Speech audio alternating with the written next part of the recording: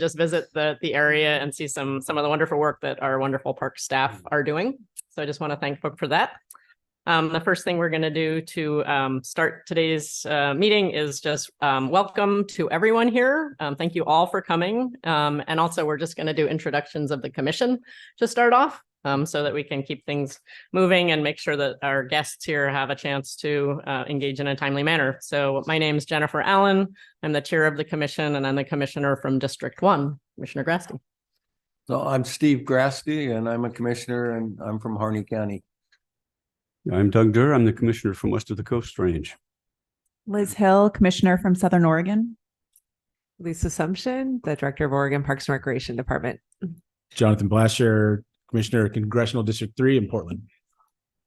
Commissioner Vicki Berger from the Salem area. And I will invite you to introduce yourself as well, AAG Shipsey. Okay, non-commissioner Steve Shipsey, counsel to the commission. Great. And again, I just want to thank everyone for being here today. And we're really looking forward to having a chance to hear from you and go through our agenda together. So the first action item is approval of the minutes from our last meeting on September 20th. Do we have a motion? Chair Allen, I move to approve the minutes from our last meeting. Commissioner Grasty made that motion. Do we have a second? Second.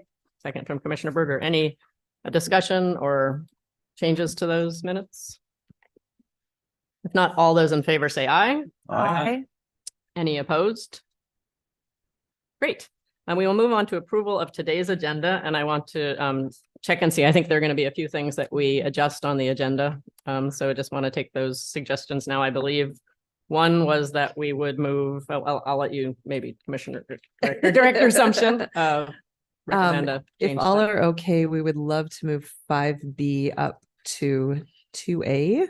And we'll do that along with public comment because most of the folks in the room are here for that particular item. And so we thought we'd go ahead and do that one first, if you guys are good with that. And I think that's the only adjustment we need to make. Is everyone here that needs to be here? That would be expecting is there to be any here? Okay. Yep. As long as they're any other adjustments to the agenda? All right, then do I have a motion to approve today's agenda? I move to approve today's agenda with the amendment. All right. I will second. All right, we have a motion and a second. All those in favor say aye. Aye. Any opposed? All right, so I think we are going to go on to public comment. And I think most of that we'll just move on to Chris is going to help us navigate. 2A. Yeah, Chris, I'm going to ask for your help with directing our next steps. Yes, Chair Allen, Dr. Assumption, members of the commission. Here on agenda item 2A, this is for public comment for things that are not on the agenda. And we are checking to see if we've got any yellow sheets for things that are not on the agenda where we need to take that first. I'm checking. Yep.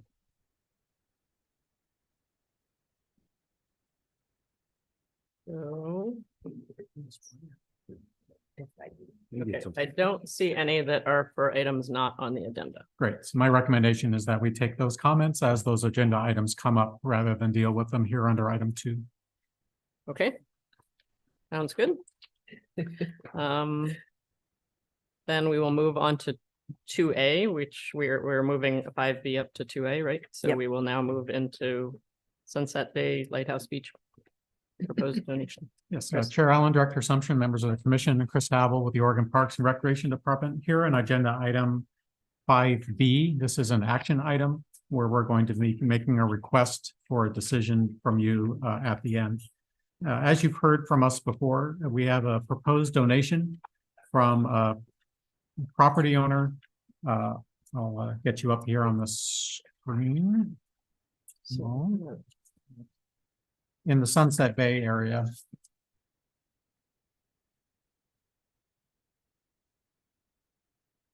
There we go.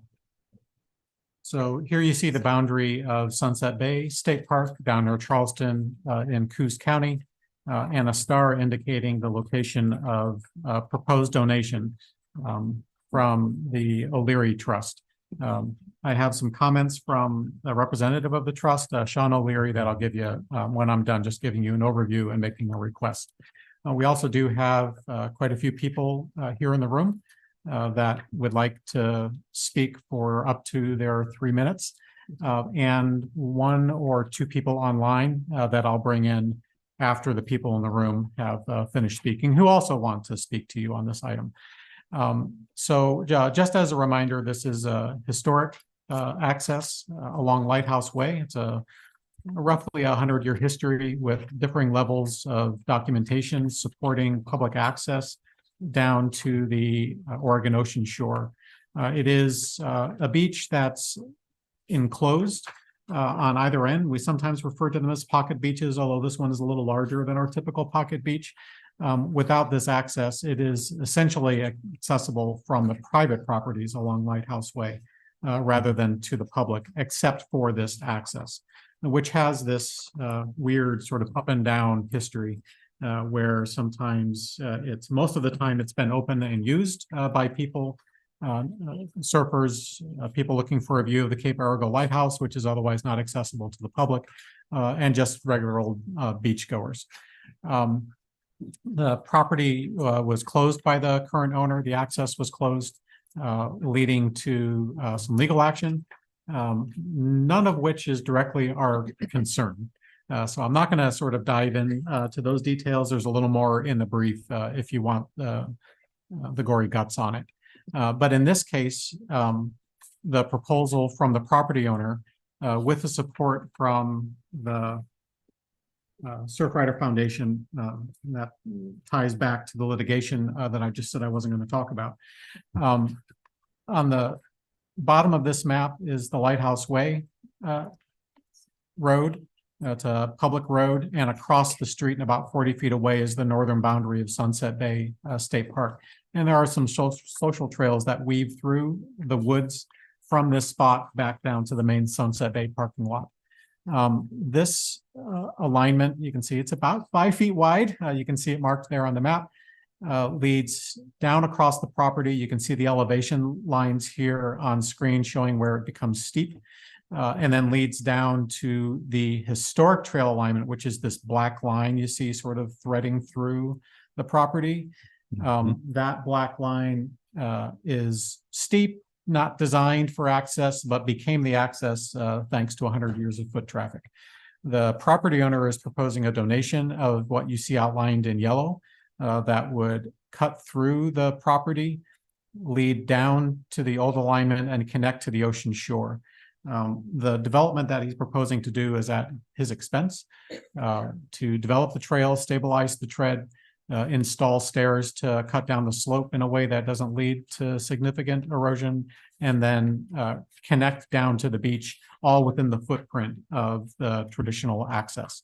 That work is underway now. What we've proposed is that we not accept the donation unless you approve it, unless the trail is finished and ready, and unless we have a management agreement with Coos County Parks to maintain it day to day. And what that means is checking it quarterly for any kind of failure of the trail or need for the light maintenance that these trail accesses typically demand, cleaning up trash, providing a trash rail that gets emptied. Our agreement that's in draft right now and has received sort of a favorable response from Coos County Parks is that they're willing to send their crew from Bassendorf, which is across the bay here from Lighthouse Beach, down to do all of those things. We'll pay for materials and supplies and any sort of regular upkeep, and they'll do the labor for us. That hits our sweet spot, which is providing a little extra cash for trash liners and gravel when it's needed, and working it into our regular maintenance schedule along with other facilities. But we don't have the time to do it because of the stresses on this unit for the other properties that they manage. The proposal here to accept that donation is fee title, so it's outright. We would get the deed to this property to maintain it in public trust in perpetuity, subject to your own sort of disposition policies, although I'm not supposed to use that word anymore. We talked about an alternative word to disposition yesterday, but it would become just like any other state park in this regard. I've given some thought since we last spoke about this, about the why us discussion, because Coos County, if they're going to be doing the labor, why wouldn't they just take title and treat it like a local access. And without like going into what people may be thinking, because I never know what people are thinking.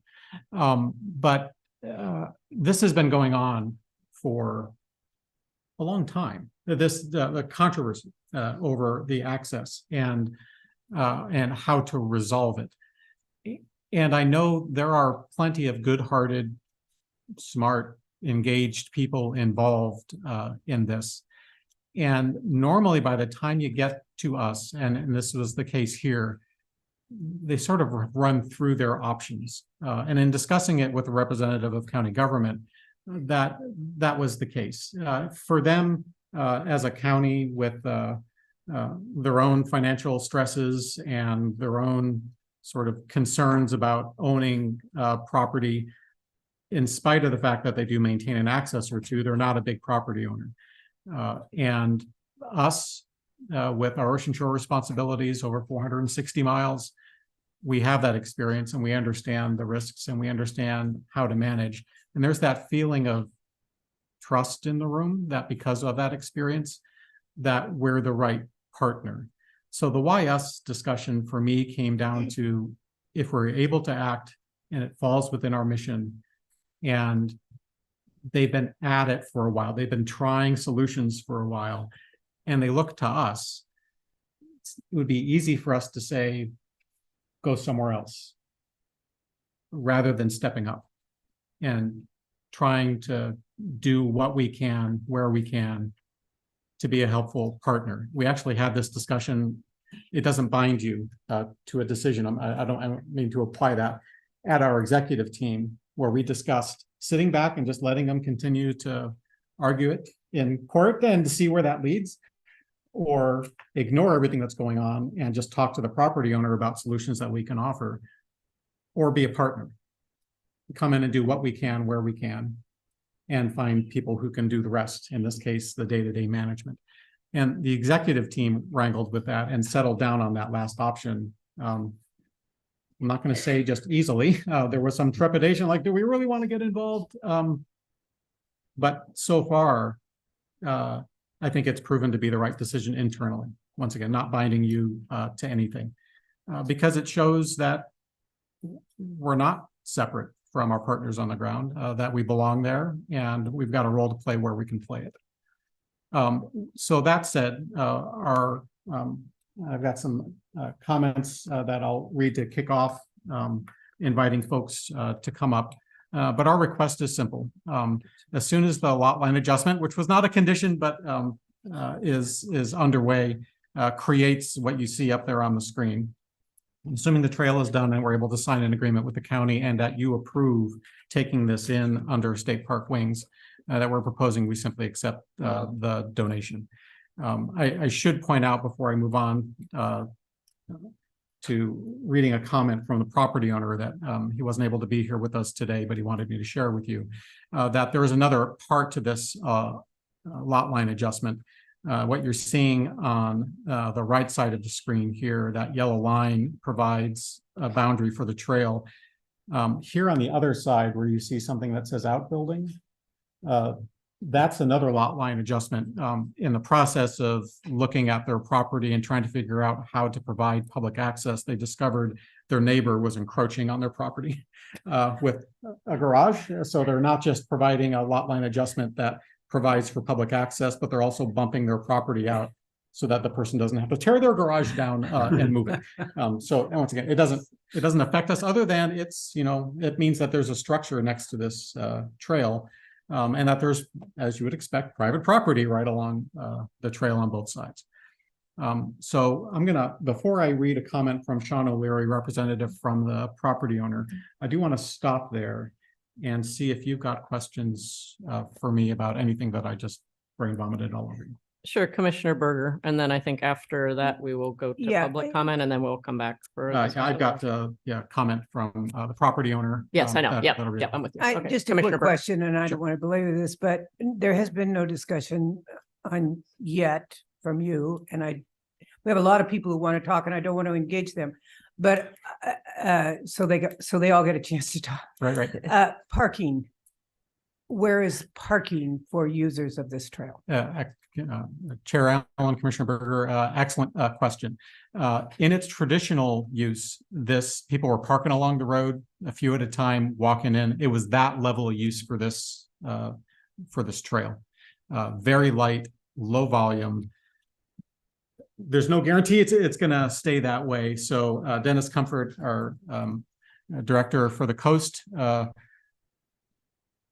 psychically said eventually it's going to come up. What do we do if it starts to increase, or if we just want to provide a better experience for people?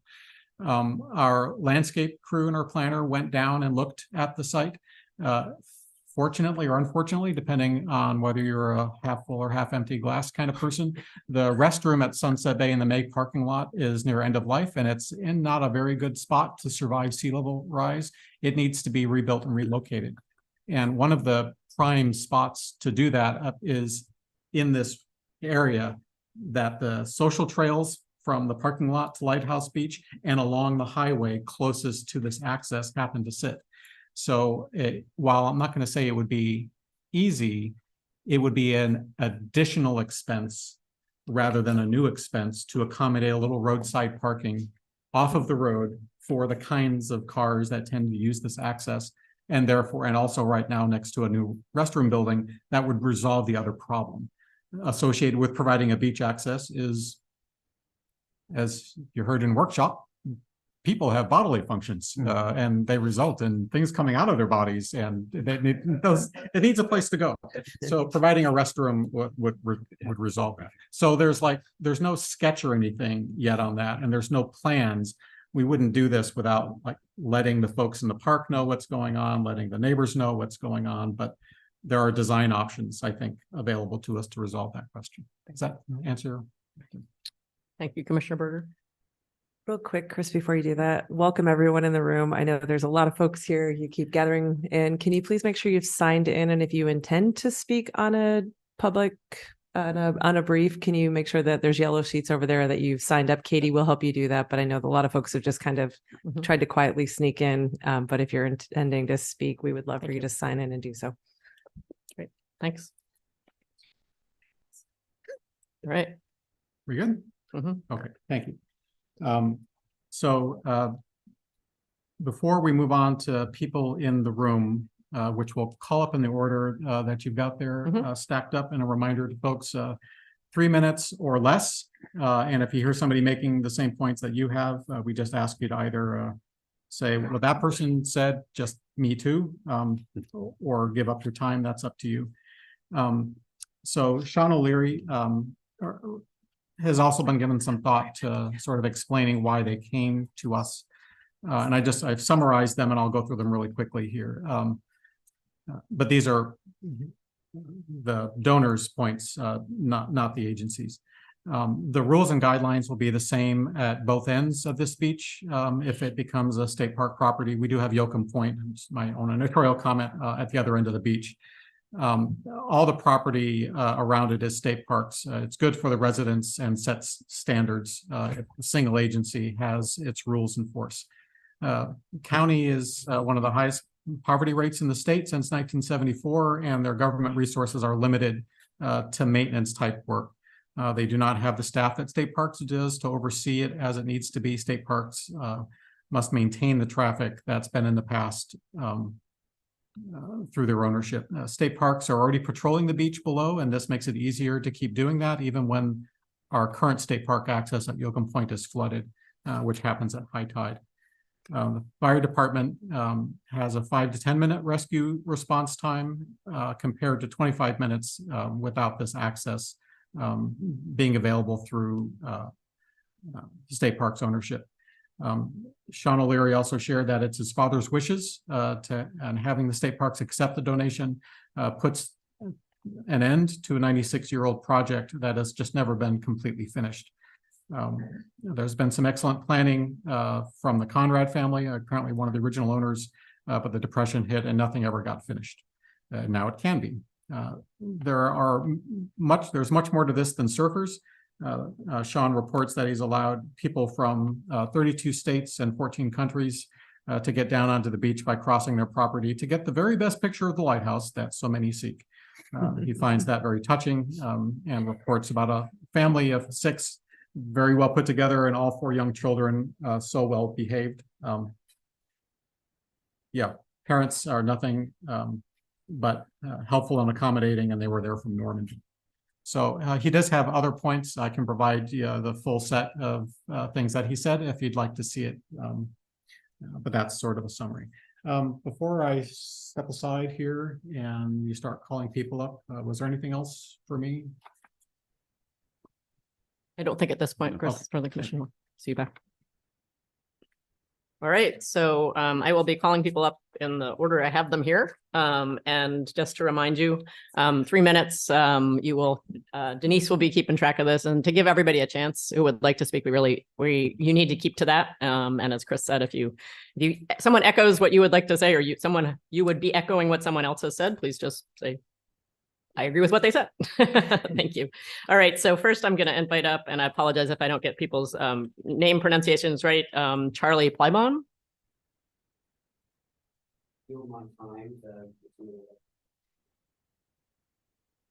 Okay. And I don't think I have everybody who's signed up for this yet, although, because I know people have continued. So the next one on my list here is Maya Watts.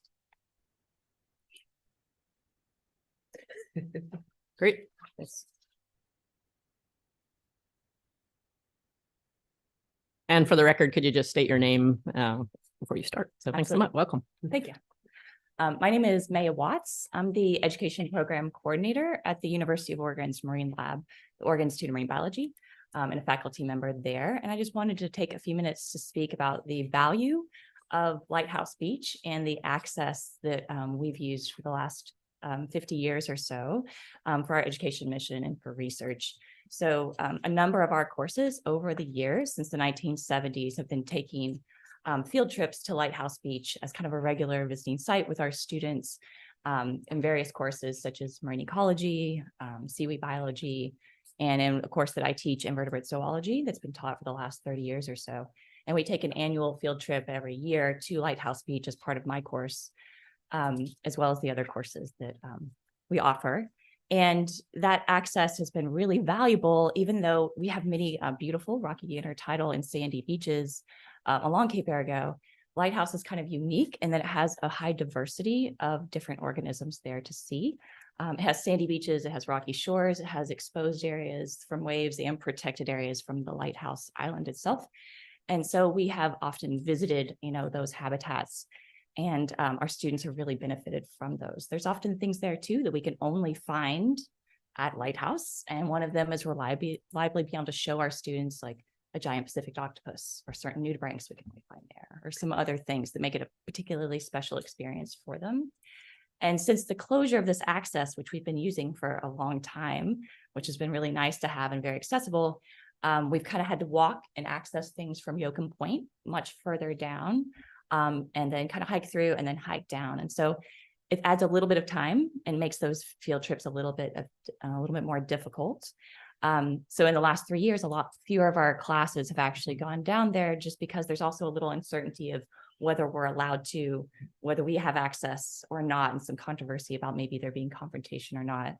And then as well as it just adds some time when you got low tide and you got to get out there quickly with 30 students or 20 students, hiking that down and hiking through the Yoakum Point Trail is a lot less accessible, and it makes it harder to work back the tide from when you've been there, whether you're collecting data or, just looking at the animals there. And so to me, it would be lovely if the Oregon OPRD were willing to take on the stewardship of that, and maintaining the trail would make it a lot more of an obvious access that we would be continuing to be able to use. And for our students and for the teaching and research mission at OIMB. So thank you all for considering it. We really appreciate it. Thank you so much. Thanks for Thank you. coming and sharing your comments. Thank you. All right, I'd like to invite up Annie Pollard.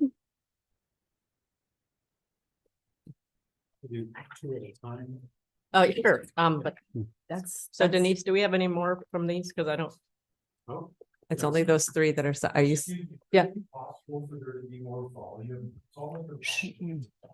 Thank you. Sure, we'll need to defer to people who handle things like volume, which is above my pay grade. Oh, there you go.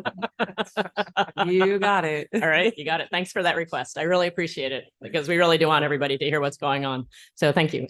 And that is currently Yeah. who we have signed up. So if the other folks are planning to speak On on this this item. item, Okay, great. And we do have any on that you're gonna pull online? Okay, great. So welcome, Annie. Thanks.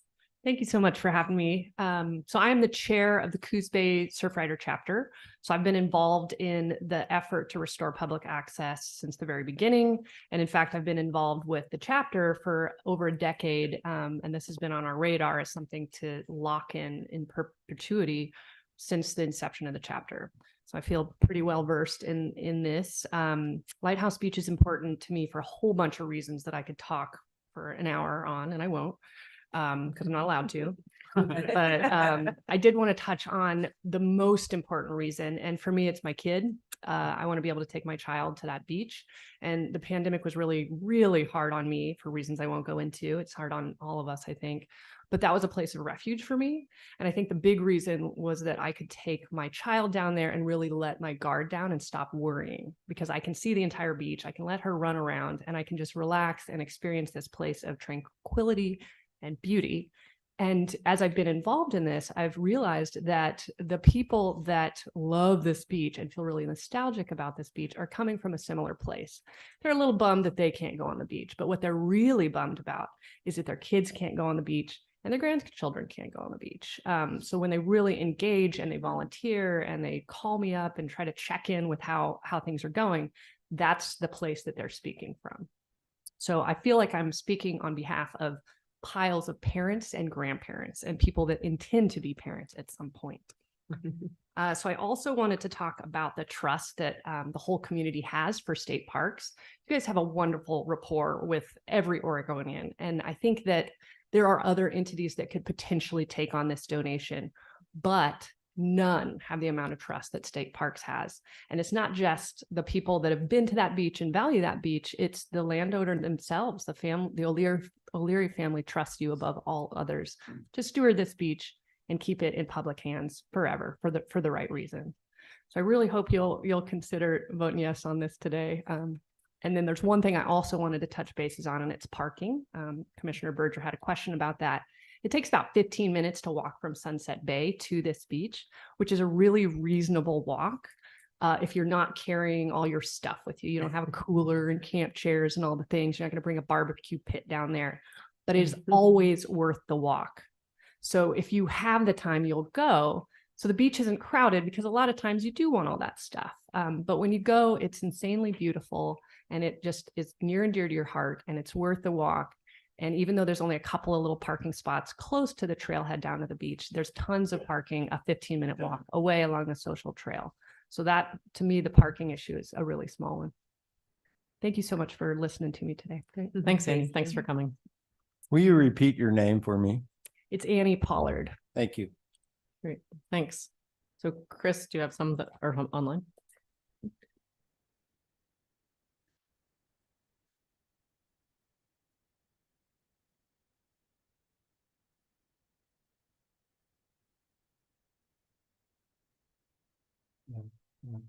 Christy Pennington, I have you down for this. You'll need to accept an invite to come in. Thank you.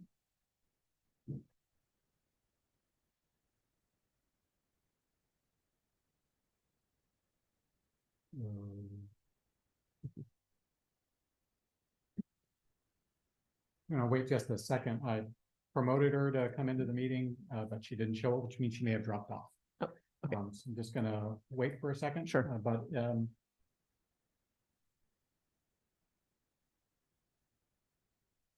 yeah, no.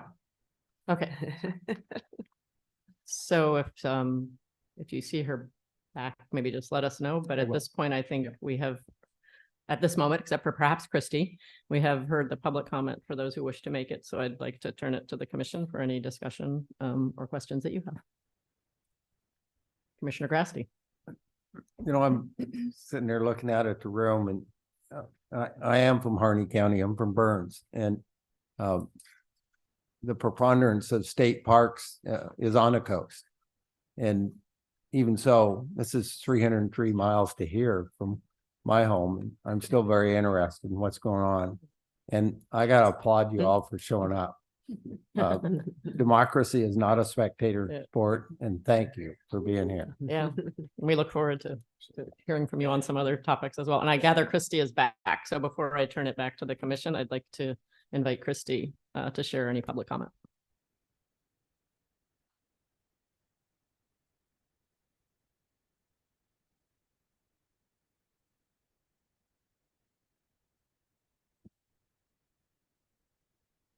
Christy, can you hear us? We'd like to invite you. Thank you for coming and offer, if you wanted to offer any public comment. We have. Hey, thank you.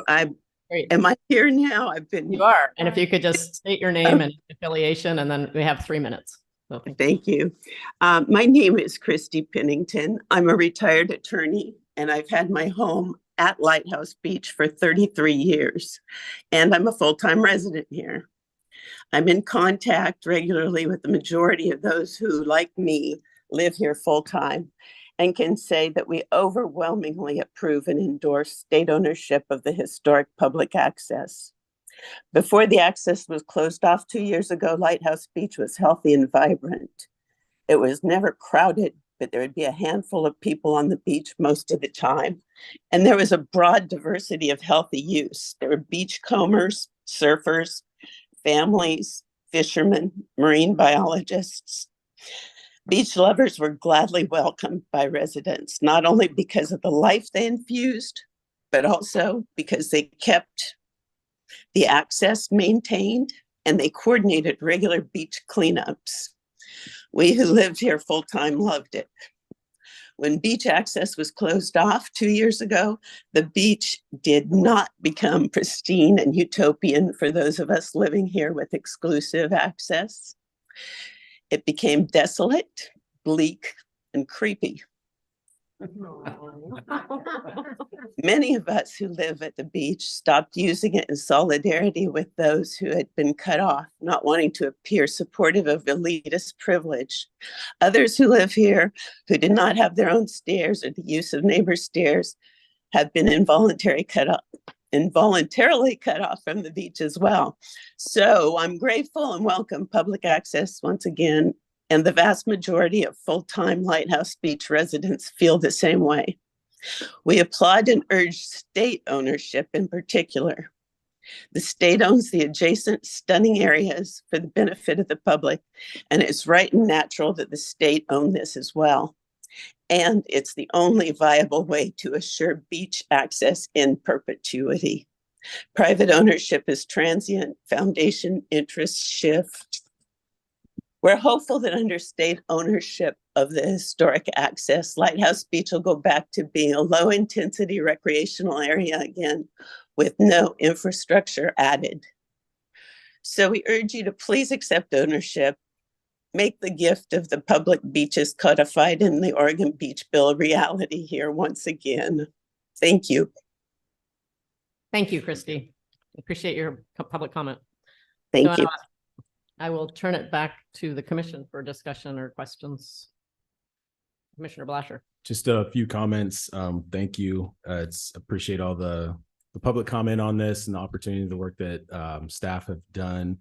I live in the Portland area, so I don't get out here much. So it's always interesting being a commissioner and making decisions or weighing in, like Commissioner Grasty was saying, when you aren't local. So being able to hear from folks is great. And I really appreciate that.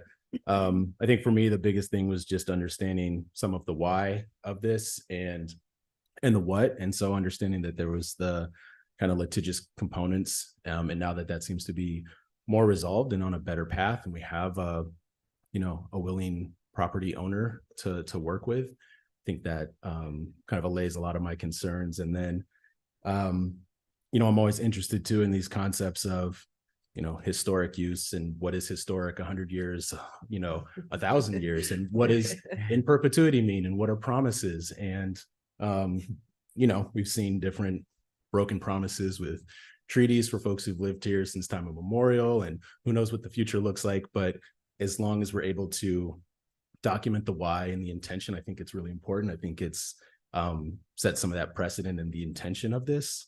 And yeah, I fully support us looking at this contingent opportunity, and as always, being open to whatever comes next with parking and visitation, all those things. So I appreciate the time and energy in this and people showing up to share, and look forward to one of these days getting out to Lighthouse Beach myself, whether it's through this property or through the Yoakum Point or whatever way. So yeah, thank you again. Thanks, Commissioner Blasher.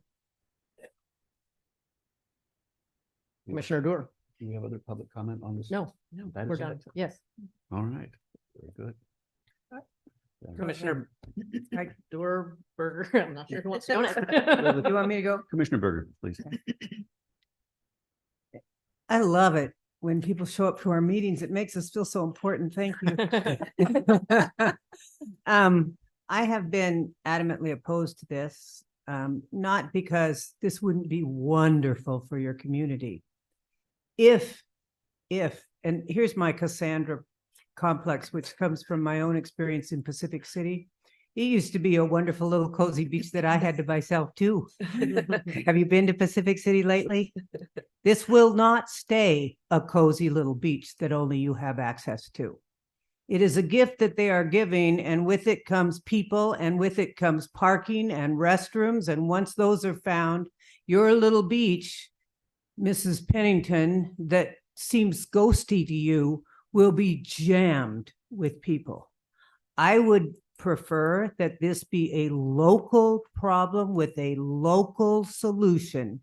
And you have your county people, who we were going to hire anyway, come down, clean up, and it go on as before. What you're asking for and what you're getting may not be really what you want. This is a huge park system in the state of Oregon. I don't like setting the precedent that we're acquiring land and obligations 5 feet wide and 100 feet long for a statewide system to solve a local problem. I am heartened, Mrs. Pennington, I believe it was Pennington, thank you for speaking for the homeowners, because you're the first time I have actually heard from someone who has a home on this beach to talk about what this means to them. And that moved me a lot, believe it or not, because I thought, oh my goodness, if I owned this property, what would be my opinion? So I think we're going to go here. My objections remain. This is a statewide solution to what is, I believe, a hearty local problem. It makes a certain logical sense until you realize that we're getting something for free, but we are obligating ourselves to the future in ways we cannot foresee. So thank you all for coming. Thank you for caring enough. Thanks, Commissioner Berger. Commissioner Doer. Or Commissioner. I'll speak as well, but I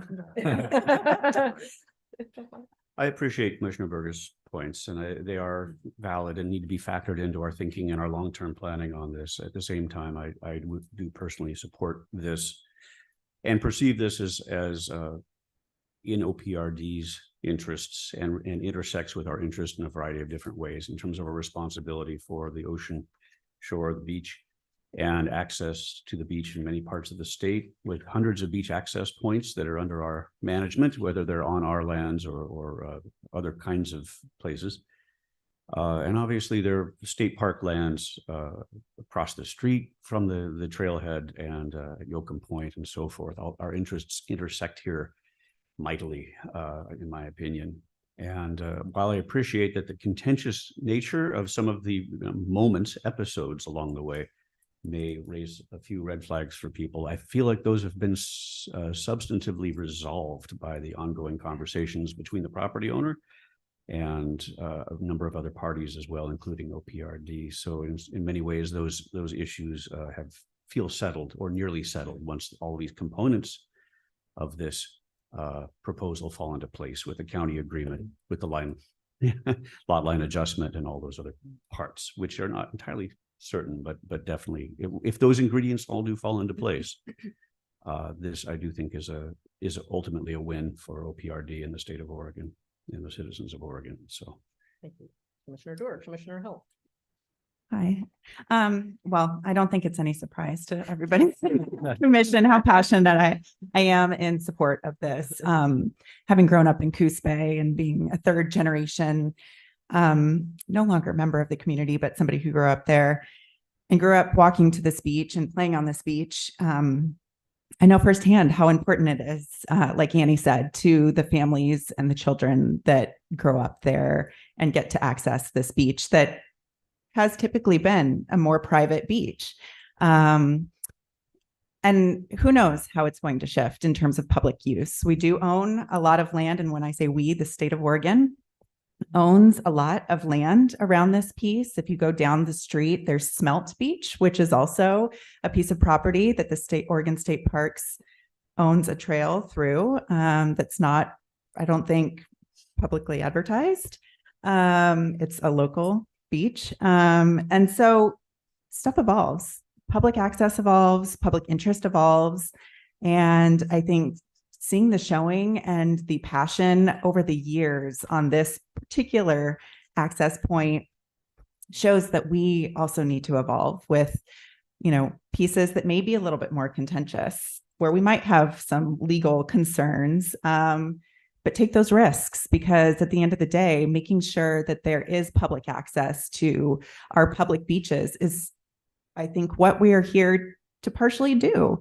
And, I think it's such a great honor to be entrusted by the community through OPRD to take this piece on. The fact that they trust us to maintain this property in perpetuity or until it's no longer maybe, who knows what it's going to look like in 200 years. But they trust us. And that's really special. And it speaks to the work that Lisa and her team do and how well you take care of parks and how well you maintain our state system. And that's an awesome feeling to have. And I just also want to thank Mr. O'Leary for this very generous donation. He didn't have to come to the table with a solution, and he chose to work with the locals and the county to do something that is, I think, just a tremendous honor to his father. And so I just want to be on record thanking him for that as well. So Great. Thank you, Commissioner Hill, and then Commissioner Grasky. And I know in upcoming items, we also have a number of people signed up for public comment. So I just want to let you know, I know you're there and that we will be getting to you shortly. So Commissioner Grasky. So Chair Allen, are we at a point where I can make a motion? Yes, unless Commissioner. Yeah, yes, we're at the point for a motion. Want to make it? oh, I don't care. Are we at that point? If we are at the point, And then I'll pause and see if there's any further discussion. Yes, we're at the moment where we could Okay. entertain a motion. I don't want to mess this up. So I'd like to make a motion to accept the donation of title to a beach access parcel. Do I need to read this whole thing? Yeah. Between Sunset Bay State Park and Lighthouse Beach, contingent on completion of the trail construction and signature of maintenance agreement with Coos County, authorizing the OPRD director to sign all necessary instruments effectuating the transaction. We have a motion. And Do we I have a will second? second. And we have a second. All right. So any further discussion on this? All right. All those in favor say aye. Aye. Any opposed? Opposed, nay, whatever you want me to say, All right. whatever the minutes reflect, a no vote. All right. Well, we have any abstaining? All right. The motion passes. Thank you. I appreciate it. Thank you. Thanks to everyone who came and provided public comment. Ooh, applause. We don't usually get applause. Right? That's kind of nice. There were no boos. All right, so we're now moving on to item 3A, Yahat's Ridge View of the Future, and I'd like to invite Joanne Patel to join us.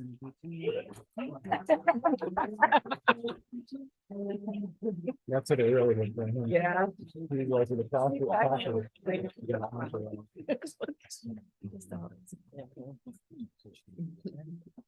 Be all your public. And yeah, start with this and then we'll go to public. Yeah, so we'll start with you and then we'll go to public comments. Thank you.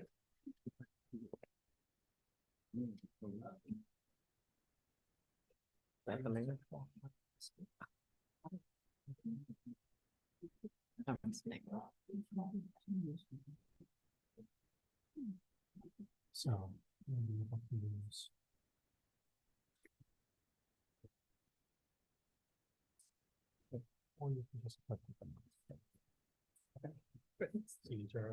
Yeah. Thank you.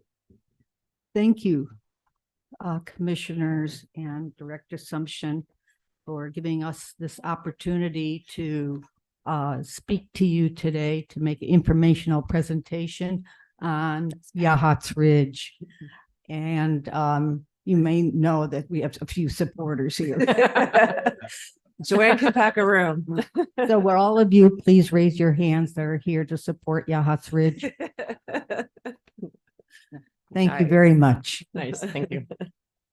Just in case you're asking the question about community support. And if you could also Yeah. just, for the record, state your name, that would be great. Yes, too. Thanks. Joanne Cattell, live just outside of Yahats, Oregon. And so we'd like to start this informational presentation with a video.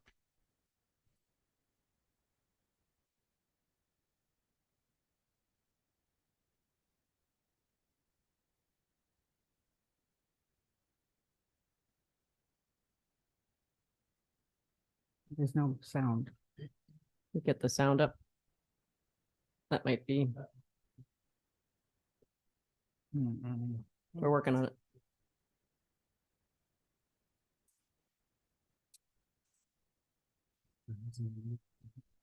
There I'm you hearing go. something. I hear something. Not much.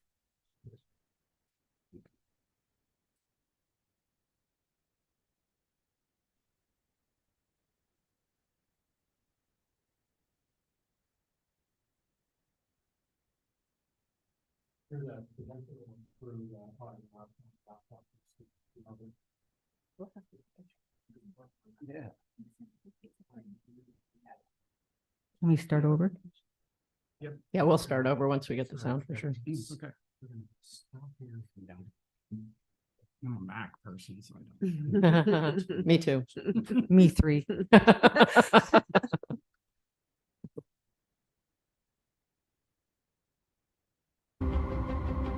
There we go.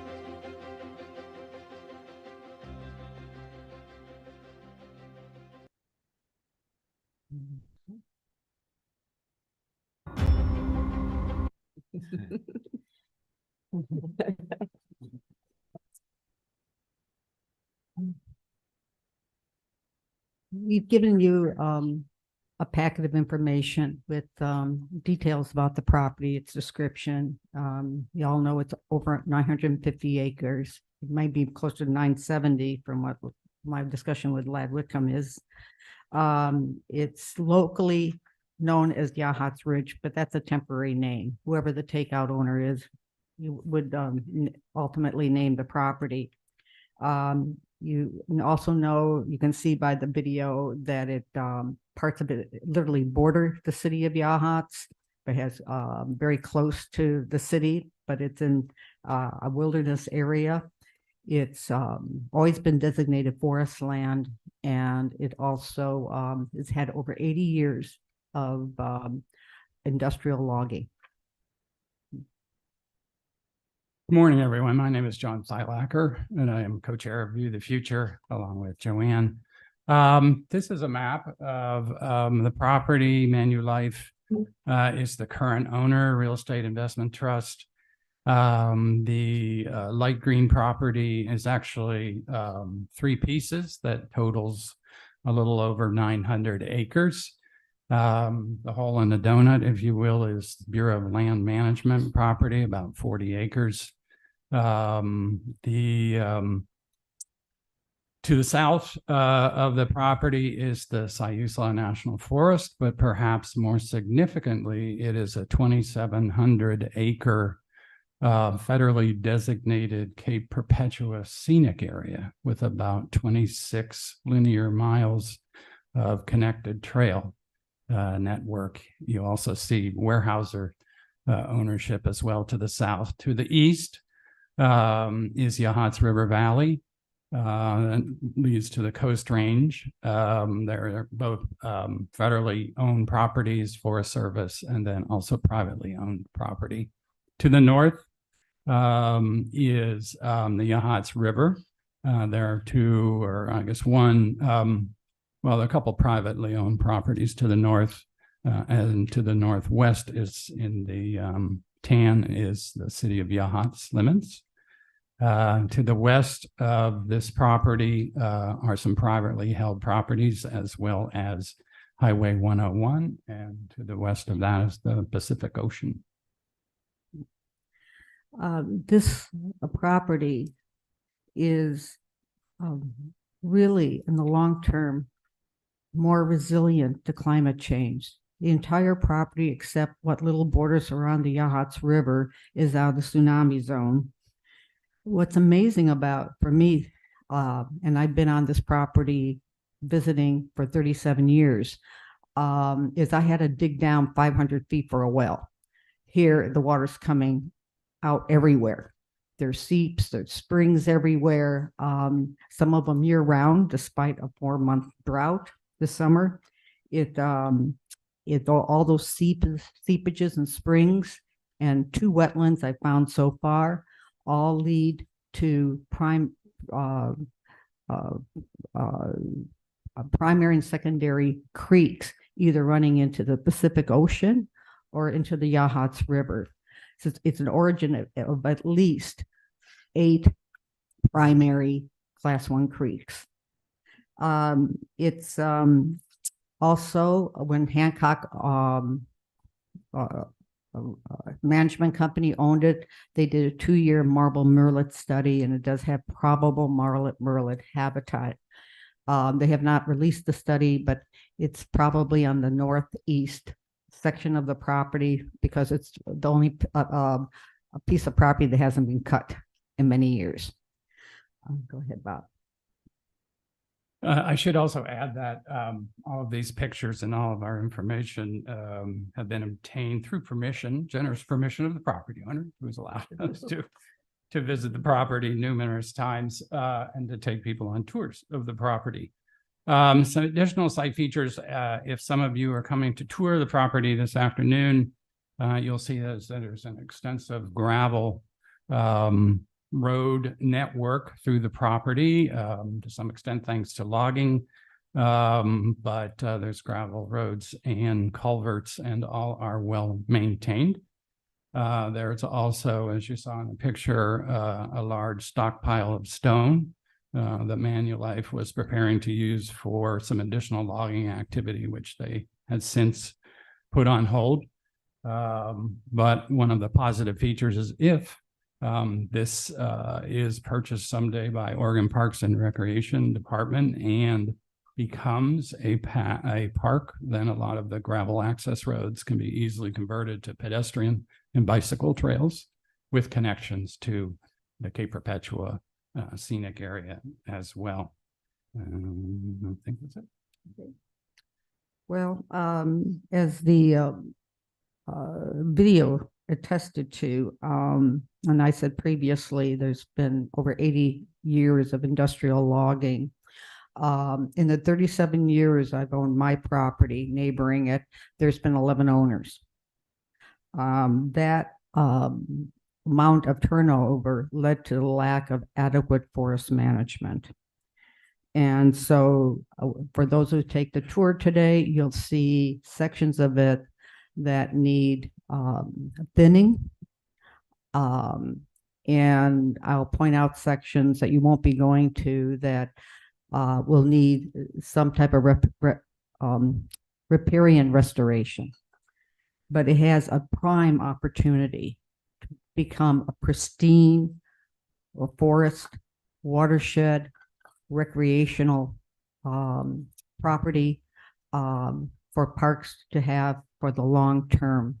And a comprehensive forest management plan would be where to start that rehabilitation.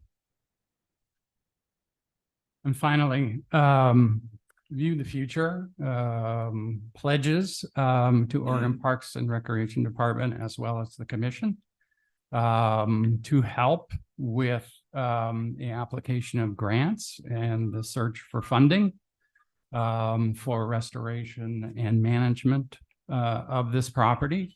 We also have a number of volunteers, many of which are represented here today, to help take care of the property. We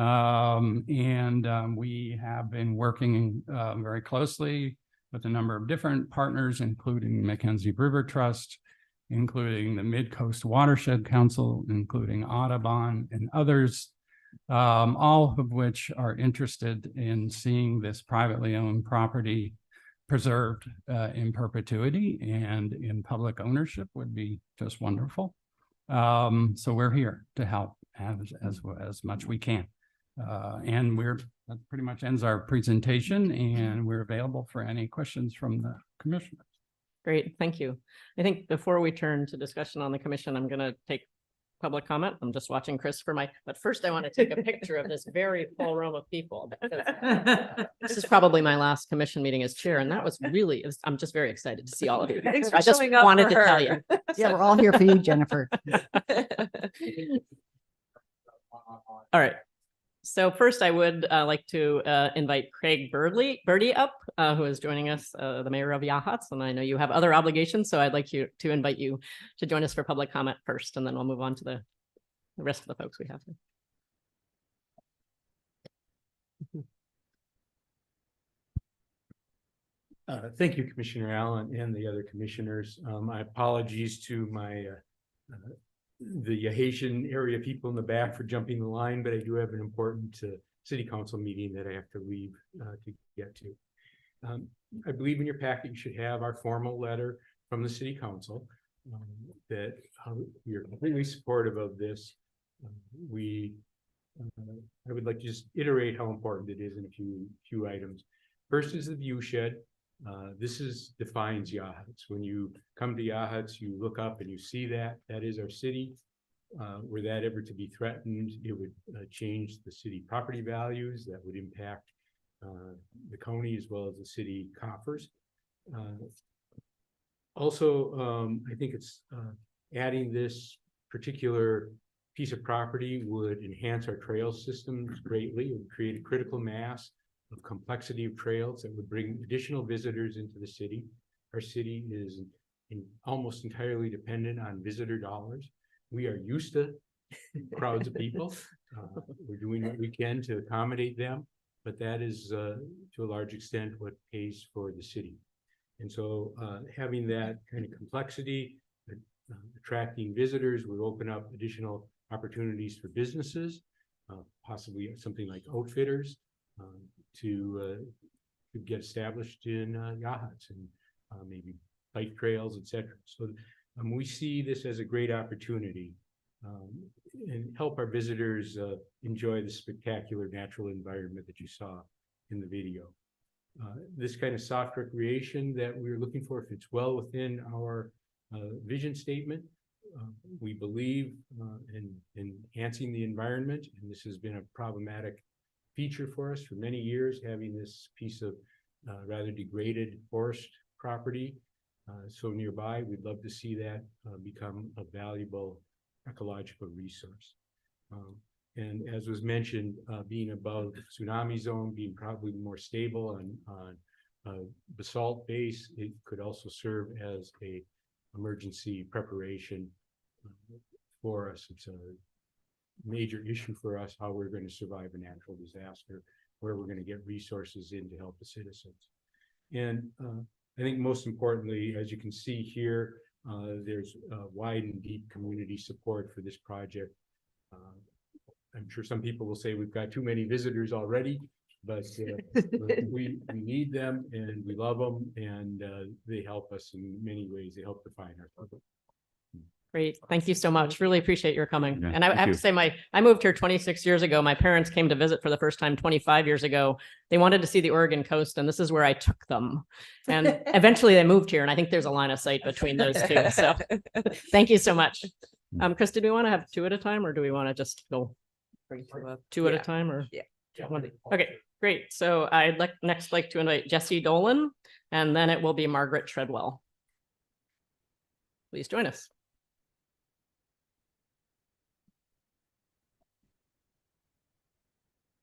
Dear Ellen, is this an action item today? No, this is part of the director's update. Hello, commissioners.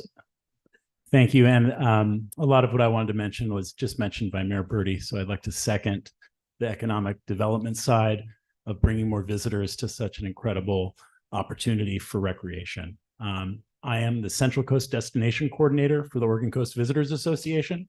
So we're the regional destination management organization for the entire coast. It is our mission to raise the bar for the visitor experience, and of course, with that, for locals alike.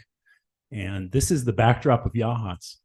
So as a resident of Yachats, I have that always looking at me as I come into town from the north, and what a jewel it is, and what an incredible experience it is. And some of you will get to enjoy that today. I just wanted to mention ACFA's enthusiastic support of the acquisition of this property and our commitment to investing in the development of the recreational assets that are potentially available there. So thank you very much. Great. Awesome. Thank you so much, Jesse. All right, Margaret. And when you come up, if you could state your name for the record, that would be great. Thanks. And next up, it will be Caroline Bauman after Margaret. Good morning. My name is Margaret Treadwell, and I'm the Central Coast Conservation Program Manager for Mackenzie River Trust. And we are a regional land trust that serves the Central Coast from Lincoln City to Reedsport. So Yachats is really right in the heart of our coastal service area. On behalf of the board and the staff of the Mackenzie River Trust, I encourage your support for the department's proposed acquisition of the Yachats Ridge parcel, over 900 acres of forested coastal headland just south of the city of Yachats. This exceptional piece of property will add to OPRD's portfolio of stunning parks in an area without a large state park, and it will allow for healthy regeneration of the coastal forest, which provides benefits for the watershed, wildlife, and people of the region. It'll provide exceptional recreation opportunities to visitors, with opportunities to connect to Cape Perpetua, the Coast Trail system, and surrounding national forest lands. So opportunities for acquisition of natural resource lands for public recreation at this scale, especially on the coast, are really not common. And Joanne and John mentioned the successive owners of the forest land over time. And they have, everyone at View the Future over the years has worked deliberately, particularly Joanne, and patiently with the successive owners of the Yachats Ridge area, keeping those lands intact, even as it's been whittled away by a few small parcel sales with the changes in ownership. And based on the strength of that long-term commitment to the community by View the Future, I think State Parks is in a really good position to bring this land into the public trust.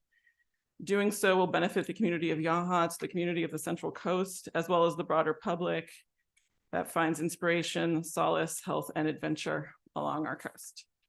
As a longtime partner to View the Future, and as a regular collaborator with OPRD, Mackenzie River Trust stands ready to assist with the property's transition to state parks ownership, if that's the route you go, in whatever ways we can. We have an office based in Newport, also I should mention, so we are local. Thank you for your consideration and for your service to the commission. And that's it. Thank you. Thank you Thanks so much, Margaret. Could I invite Caroline up, and after her it will be John Theater and Joanne, or I guess that's, you're both signed up. I guess that we already heard from you. I'm like, wait a second. I recognize you. So after that, it will be Craig Birdie. Yes, go ahead. Please state your name for the record. My name is Caroline Bauman, and I'm a small business owner. And I live in an area south of Yachats, coastal area south of Yachats. And I'm here to speak in favor of the State Parks acquisition of this parcel. I had a chance to go to the site and walk around recently. And while I was there, I saw a variety of benefits to OPRD ownership that fit in very well with your mission. In your mission, you mentioned education, education of present and future generations. And this is an opportunity to educate young people on restoration forestry. I think it's going to be a big field of endeavor in the future. This could be a laboratory. We have, Yachats might be old, but we have access to young people. We have high schools. We have OSU. We have community colleges. We have a Job Corps that's a few miles away. And we have a major summer camp in South Beach that targets the Portland metro area. So we have the ability to educate young people. And I wanted to make sure and point out that part of your mission. Sites that are natural is in your mission. This could be a wildlife corridor or contribute to a wildlife corridor between the Yachats Basin and Cape Perpetua. The density of publicly owned land in this case is a big plus because you'll get much more species the bigger the wildlife corridor is. So that it hits the natural sites part of your mission. Cultural sites that are cultural and historical are in your mission. This is where I want to place salmon habitat. Salmon habitat and the protection of water quality, you can never improve it enough. It is a constant need to improve salmon habitat. It was mentioned already that there's headwaters in this area, but the improvement of salmon habitat, I really wanted to drive that home. And then you end up with a paradise for sport fishing. The scenic and recreational part of your mission, others have mentioned it. The hiking on the coastal route and the ability to maybe take extended hikes that are, you're on the coastal route, but you can take some extended, more challenging possibly hikes and mountain biking. And we are the host of a gravel epic type of a mountain bike. So that draws a lot of interest also. So with that, I'll thank you. Thank you very much, Caroline. Nicely done. So Craig Birdie, and then next it will be John Purcell. Craig went. That's sorry. There were two of those in there. Oh. Sorry about that. John Purcell then. That's what you're telling me.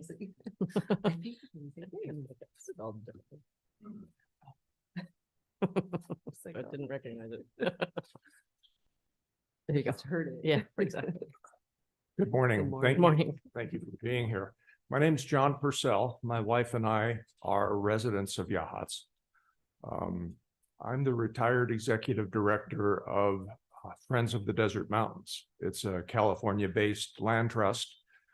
During my career, I was fortunate to be involved with a organization that was responsible for securing over 55,000 acres of extremely valuable habitat.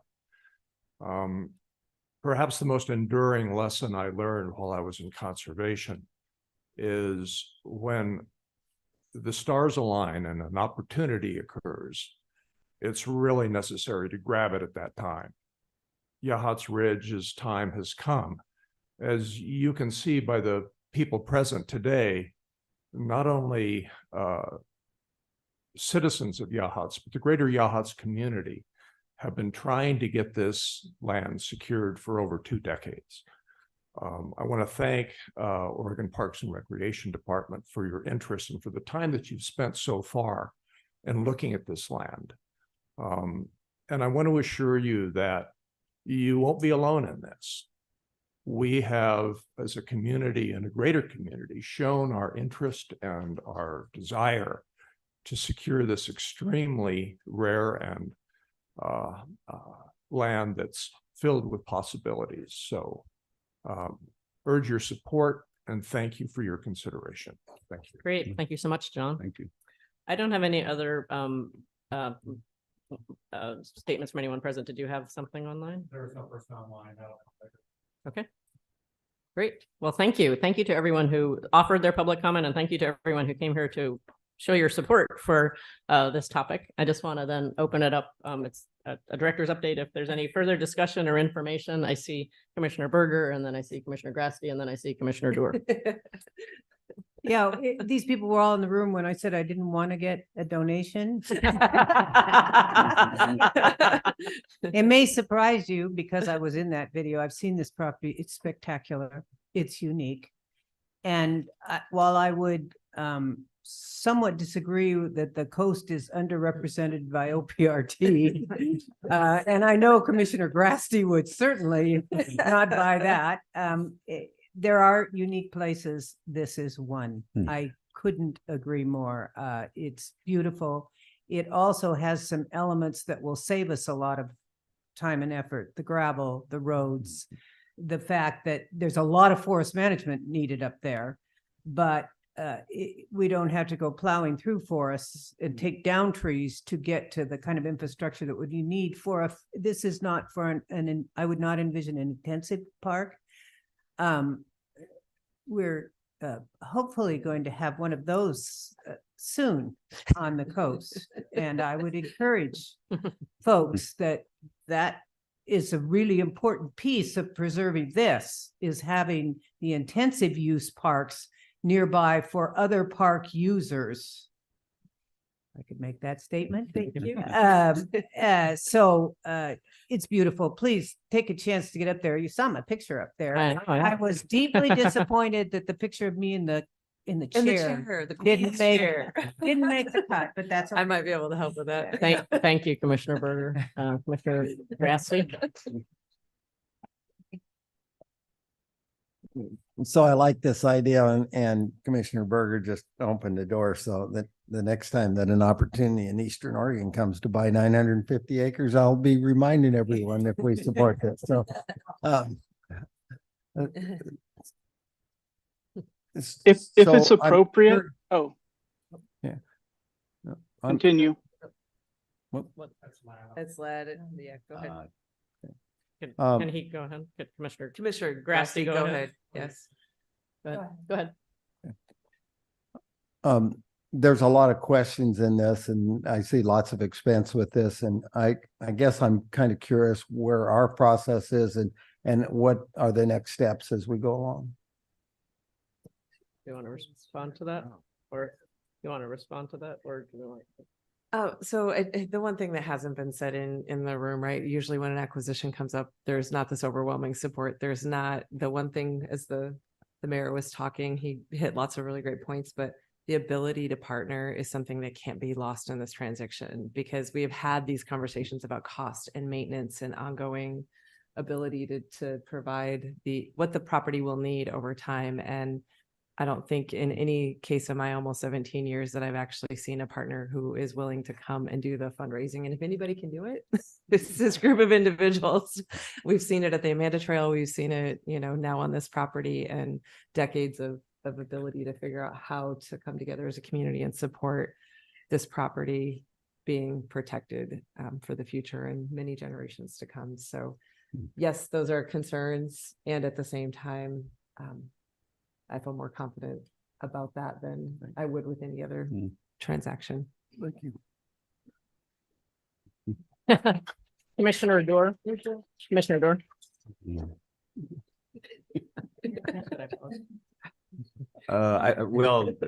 To some extent, the other two commissioners have made some of the points I wanted to make. I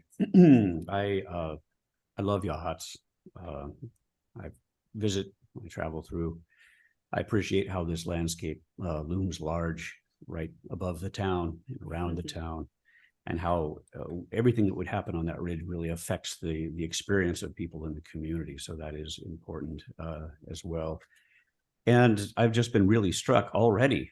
Here we are, kind of, the commission is only now hearing some of the details about this, but just the depth and the breadth of support, the number of different dimensions of the community, the different parts of the community that are being represented in some of these comments. It's impressive to see that breadth of support, and that means something, and definitely gets us all a lot more interested as well. So I appreciate everybody showing up very much and taking this active interest. And I guess that I also have, I suppose, procedural questions for staff as to what the next steps are with the commission as we intersect with this process going forward. Thank you. Do you want to? Yeah, so we'll let Lad in just a second talk about what we're already doing and where we're at, because this would be like something coming to you to say, do you want this on your acquisition list? And we're not there today. Right. This was just a informational opportunity for you to get oriented to the property. Some of you are going to see it. Some of you have already seen it. Some of you want to see it in the more. future. You want to come see it? They are happy to take you anytime that you are here.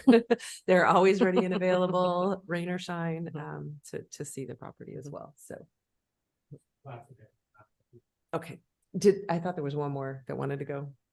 No? I think we can go with Okay. Vlad, and then we can go back. Vlad, in if do you anybody- want to come back on and just talk about where we are and what we have done, and just kind of procedurally where things are at currently? Yes, thank you. Chair Allen, Director Sumption, Commissioners. I'm Lad Whitcomb, Property Agent for OPRD.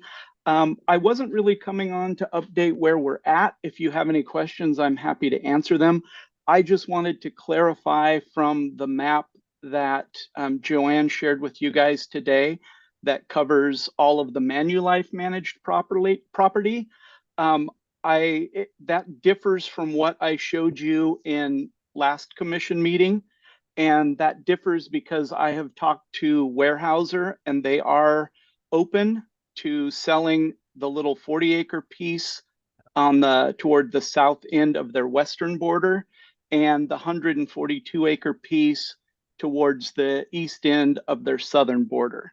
So Weyerhaeuser's in that discussion, and where we were talking about like approximately 950 acres with the Weyerhaeuser property, if we're able to move forward with that, we're looking at closer to 1,130 acres. And so I just wanted to update and let you know why the difference in the mapping that you guys saw today. Thank you, Lad. The audience liked that. I don't know if you could hear the overwhelming clapping you got, but to be clear, we're looking. Yes. And so we are in conversations, not just with View the Future, but Manulife and the property owners, and looking at what all this would look like. So we're not any further than we really were before. And so we're not ready to come to you to say this is an acquisition for consideration, but we want to gauge your interest along the way to make sure. So we are doing some due diligence now, and that's kind of the stage that we're at. I will also mention, because it didn't get mentioned, and I'm remiss without it, because the county commissioners are all at the Association of County conference in Eugene right now, and we also toured the property with county commissioners, and they're very interested as well. And I see Rep. Gomberg's in the back of the room. And so from a community emergency response, there is a lot of community support to be able to put like connexes up and make this an evacuation or tsunami, retreat area. And so there's a lot of community involvement and opportunities here to partner differently than we have on other acquisitions. So we'll be bringing you that entire conversation as we mature it a little more, I think. But I think those are the main.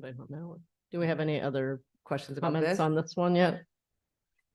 Commissioner Blasher. Just quickly. Yeah, I appreciate this. I was born and raised in Eugene, and so like going out to Yachats, I've been doing since I was tiny. And so You there before. yeah, I know, right? So so I always think it's great to look at these opportunities. I'm curious if, we're hearing a lot of support.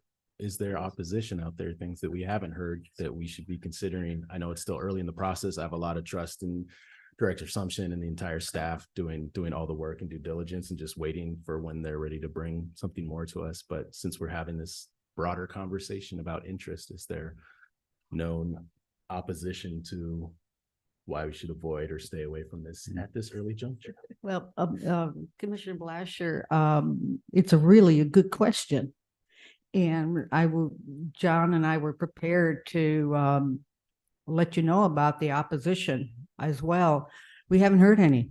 We haven't found it yet. It doesn't mean it won't come. Yeah. But I remember the strong opposition I had putting the public trail through my property, because my husband and I were the first in the state to do so.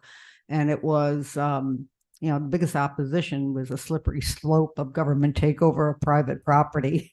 So I still expect that might come. But the other thing is, it's been a lot of a mention of, visitors, that would be great for visitors. But I was telling Matt Rippey when he was up on Monday that he was the 90th person the board members had brought up to Yachats Ridge in 1 year. I mean, you have to go up there to really know it and appreciate it and understand this property, not just looking at it from a distance. And all of them were residents. And they all extremely appreciated it. And I started understanding just what a valuable asset it is. It's more than the view shed. It's being on the property, seeing the headwaters of the Amanda, seeing this little wetlands that has survived many years of industrial logging. That's a source of a Class 1 perennial creek, and that quarry. I mean, quarry was created in 2000 to build those roads, and it keeps filling up with water. It's its own source of water because the whole area is full of fissures. I mean, and the geology of the property is so unique. I mean, you saw the cow pie lava bomb. I mean, that's just one, but it's a unique geological feature. The other thing that I was surprised he didn't ask about is tribal support. And I just want to address that right off the bat, right away. We don't have active tribal support. It doesn't mean they don't support it.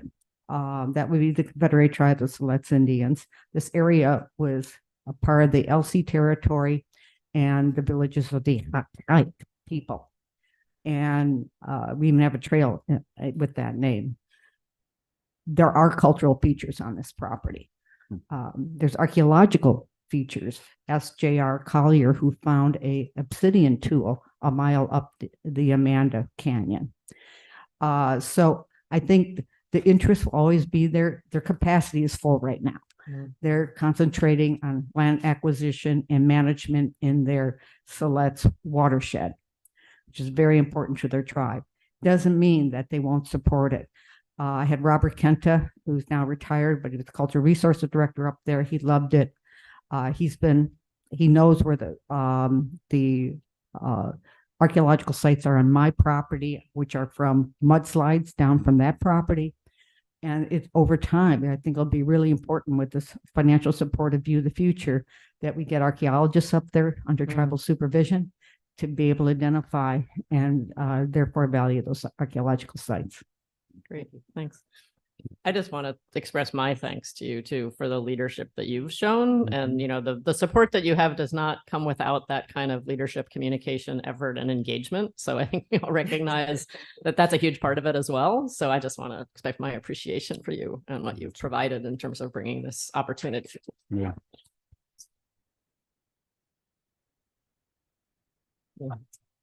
I live in a great community, don't I? Do we have any further comments at this point? And then I do want to invite Representative Gomborg up to make any comments. I just have Commissioner Hill. I just have one question. That BLM piece, are we in discussions at all with that? So I think we would, as we get closer to, we haven't currently, but I think we'd have that conversation as well as looking at the connections, not only the Amanda Trail, but into Cape Perpetua, because I think there's some great opportunities for some additional, and it could be an MOU where we manage something in lieu of. And so this is one place that is very unique because on the Amanda Trail, you can get state, federal, and city and county government working together like crazy. And so it's like some of the best partnerships and relationships we have. And so I think this is a really great opportunity to expand not only the trail, but those partnership opportunities there. Yeah, John. Yeah, Lisa, just one thing to point out to the commission. Even though Yachts Ridge does not directly front on Highway 101, there is an irrevocable access easement through private property to provide access to 101 from Cape Ranch Road. So if any of you are coming this afternoon, that's the way we'll go up the property. Just wanted to. I can't come this afternoon, but I'm going to be following up because I need to get up there. Any other comments, questions from the commission? Thank you very much. Thank you so much. Thank you so much. Thank you all for being here.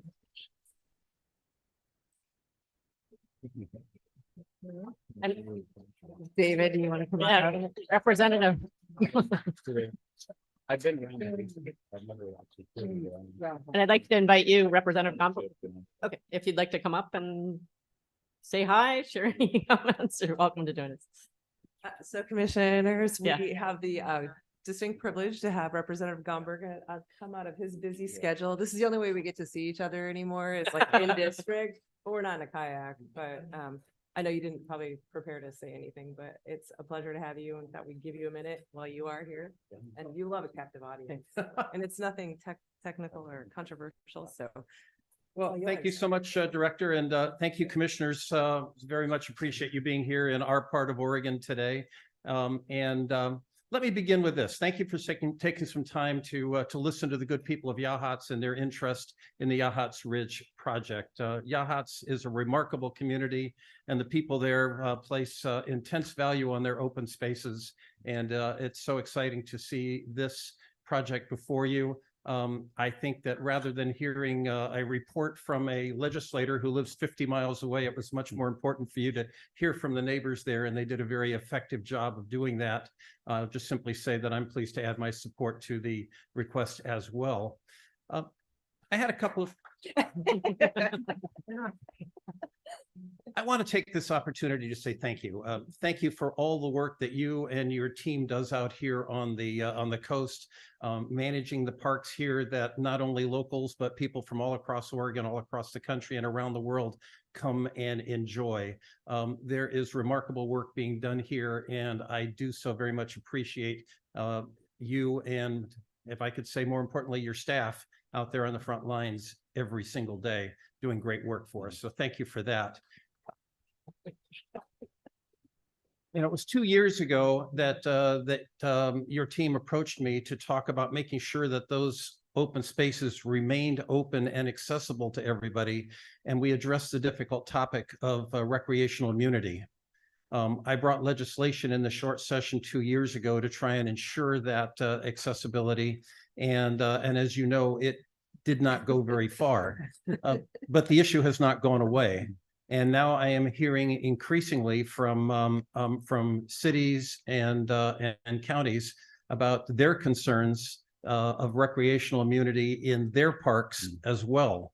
So I'm hopeful that maybe as we get through the short session and begin to approach the long session coming up in another year and a half, that we can revisit this important topic. It is an important topic, and I think there's a lot of work to be done, but I think we can all get together. Perhaps we can make some progress. And as long as I've got a captive audience here and you've heard about the passions of all the people sitting behind me, let me share one other thing with you, which is one of my passions. And maybe I can have a little bit of contagion on that passion. And it's a story I'm sure you're not expecting. In 1579, Sir Francis Drake left Britain to begin a journey around the world, going down the east coast of South America, around the tip, and then back up the west coast of South America, journeying north through North America.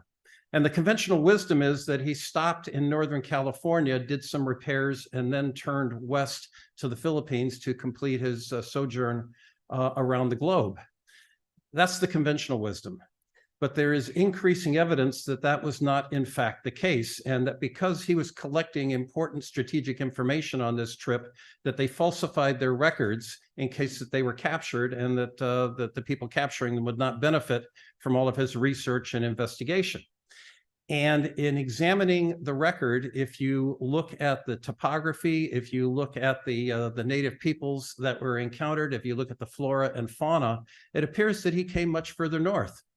And there is increasing academic evidence that he made those repairs not in Drake's Bay in Northern California, but actually in a little whale cove just a few miles from here.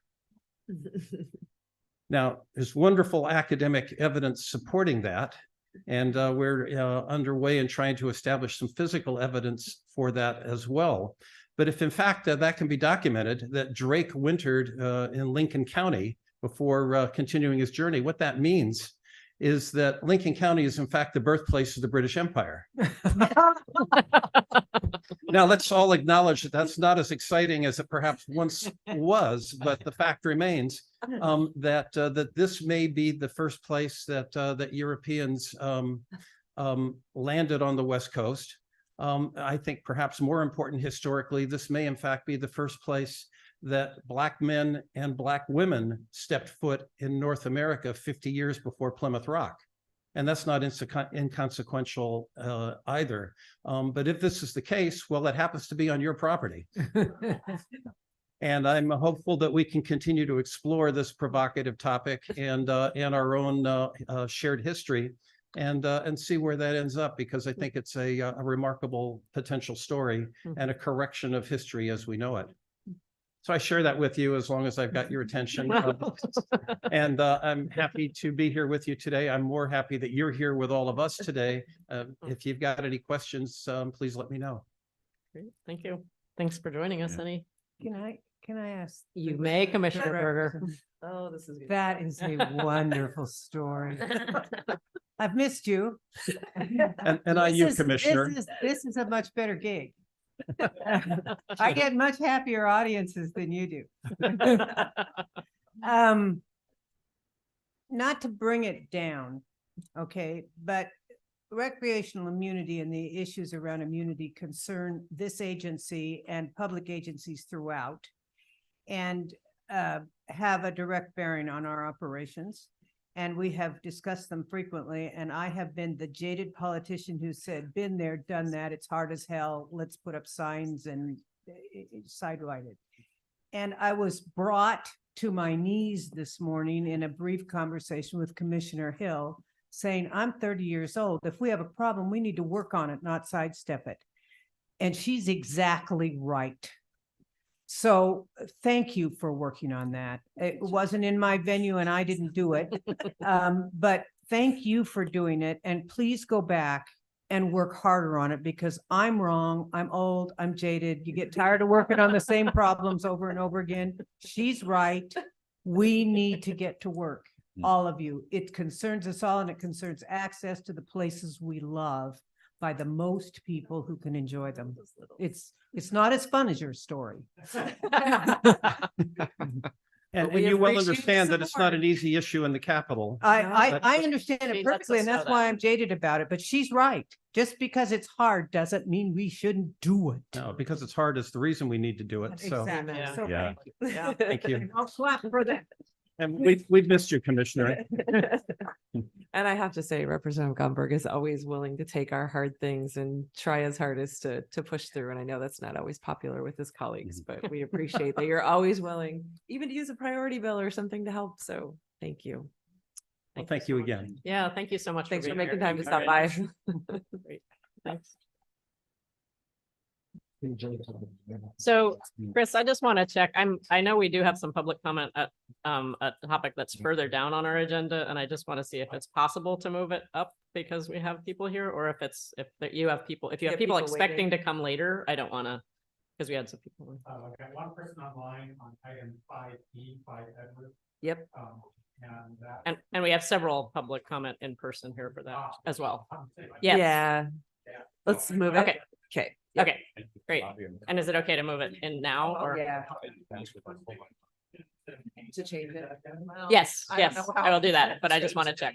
Okay. So we're gonna make a motion, or I'm looking for a motion to make one more adjustment to the agenda because we have some public comment on item 5E, and I want to respect people's time as much as we can. So I'd like to see if there would be a motion to move that topic up to the next topic. So moved.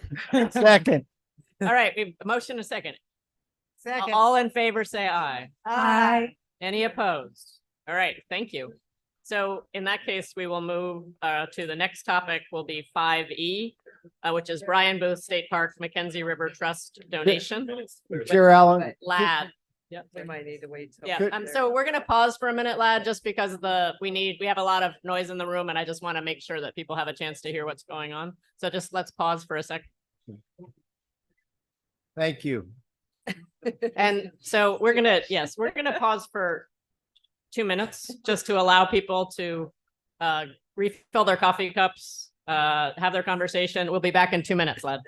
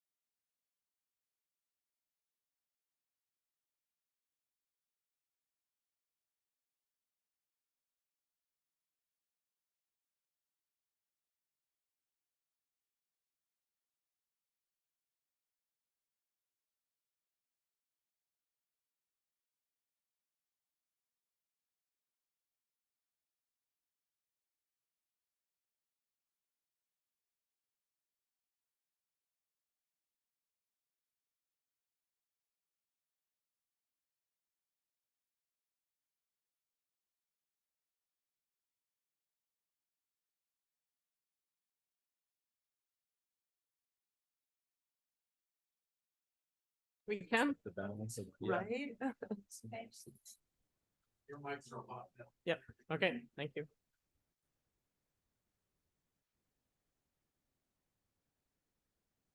Lad's got it all ready to go. All right. So I think we have most commissioners in the room, so I will get us started again on item under real estate 5E, Brian Booth State Park Mackenzie River Trust donation, and turn it over to Lad, after which we will turn to public comment. Lad, take it away. Thank you. Chair Allen, Director Sumption, Commissioners. For the record, my name is Lad Whitcomb. I'm a property agent with OPRD.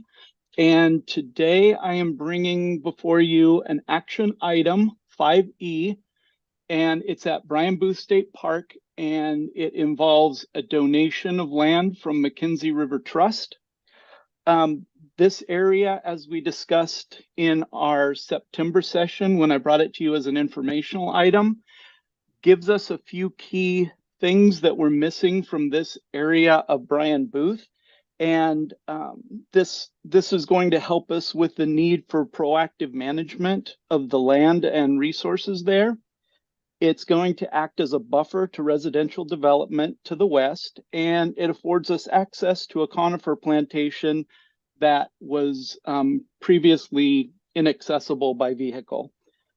What this is doing for us widely is giving us the access we need to effectively manage this property that's otherwise fairly isolated, a fairly isolated portion of Brian Booth State Park. What I was wanting to do today is to ask you to approve of us accepting this donation. And I know that we have some public comments, but I am also open to any questions that you guys have for me directly as you prepare to vote on this. Do we have any questions for Lad on this one? Commissioner Grasky. You know, as I look at the map, it just seems to stair step the edges more, and that's not the case as far as accessing. If that makes sense as a question, Lad. I'm not really sure what your question is, but I will try to answer what I believe it is. There's a road that I don't know if you can see my cursor on the map or if you're just seeing the map. Okay. So I believe a road comes up here and then travels through here and then gives us, you can't see it because it's down in the trees, but gives us access to this portion of Brian Booth. And that's where we have some needs that I wish I had this up in ArcGIS because I could show you the rest of the park, and it's fairly difficult to get from the other side of the park to this side. And in fact, I think it's impossible to do that even in a four-wheel drive vehicle. Sure, you could hike over there, but the needs that we're going to have to manage this, we need to access it with vehicles. And so the other question that was asked earlier, where's the opposition to this? We'll be having, there may. Yeah, I'm not aware of opposition, but I believe there, from what was just stated, there may be people in the room who want to speak to this. Yep, there might be public comment, Lad. Yes, Commissioner Berger. Lad, do you have available either now or after public comment, a backup view of all of Brian Booth? That would help us get this perspective on this piece a little better, if you can do that. Yes, while that's ongoing, I will look what I can find. Lad, it's okay. We have the maps from our tour yesterday. It's handing me a real honest to goodness piece of paper. So not necessary, Lad, thank you. And then this one shows the acquisition. And that, Commissioner Grasty, that might actually help you visualize where we were yesterday and where this donation is. Right. So before we turn to more discussion on the commission, I wanted to perhaps turn to public comment. I'm looking to Chris just for procedural. Okay, Chris? Yep. Larry Silverthorne, I've just promoted Okay, you. so we're going to turn to public comment now on this topic. And so we have public comment first online, and then we will turn to public comment in the room. Yep. So Larry, you need to accept that invitation to promote to a panelist. If you don't get to it quickly enough, I'll do it again. And if that doesn't work, that I have his comments in writing and I'll just read them out into the record. So. Great, thanks.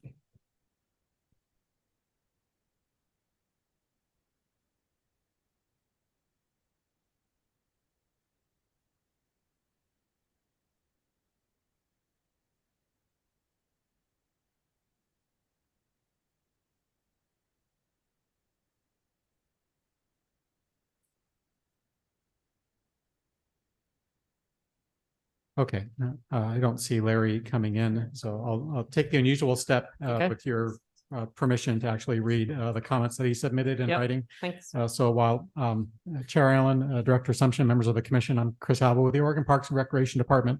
And what I'm reading into the record is a comment from Larry Silverthorne, a person who lives at 888 Pine Ridge Road, Seal Rock, 97376. I'll just read his comments as he submitted them. Thank you for letting me share my input regarding the donation of the 44.5 acres from Mackenzie River Trust of the state parks. I had no notice of this meeting until I asked Sam Hillman of Mackenzie River Trust for the contact information of the state parks. When I asked Sam Hillman what the purpose of the 44.5 acres was to the state parks, he reported that the acreage would only be used by state park personnel to access their 1,200 acres to the east. I find it hard to believe that this would be the only purpose that the state parks would have in mind. The state parks allowing publishing without review of a map showing possible future reference of Pine Ridge Road as a portion for public use, walking access to Seal Rock businesses. It seems to me that this is the only reason why the state parks would want this 44.5 acres. However, due to this map, that was unknowingly published. I have little faith and trust in state parks regarding their communication in word. Are state parks aware of the CCNRs and road maintenance agreements regarding all who own or reside on Pine Ridge Road? I am the owner of the largest portion, and all other owners have an easement to access their single-family dwellings. I am asking the commission to consider how they would react if they were subjected to their private road being turned into public access by the state parks. Our primary concerns of public use are litter, noise, privacy, pets, safety, fire hazards, liabilities, and extra road use and maintenance. Regarding the zoning, the 44.5 acres is zoned T/C. If the state does acquire the acreage, do you need to change zoning for public use? My understanding is that a zone change would be needed and would require planning and county commissioners to approve said zone change, which we would oppose. For the record, I purchased this property adjoining the 44.5 acres 30 years ago. I have invested endless time, capital, legal, and planning fees, installed utilities, and developed 4 of the home sites. I hope and pray if the state parks choose to acquire this parcel, they choose not to ruin an existing private road and future home sites with any public use. I have always supported and have used the state parks. However, I feel that this is not in the best interest of the taxpayers, home and road owners that reside along Pine Ridge Road. I hope our private road outweighs the public desires. In closing, I would ask for myself and all property owners on Pine Ridge Road to be informed in writing regarding all the state park plans, meetings, and utilization of the road that would affect our homes, land values, and privacy. Thank you for your time. Thank you, Chris. And I believe we also have public comment. I can call some folks up from within the room. And if you would call Mary Silverthorne. Yes, I'd like to invite Mary Silverthorne up for public comment.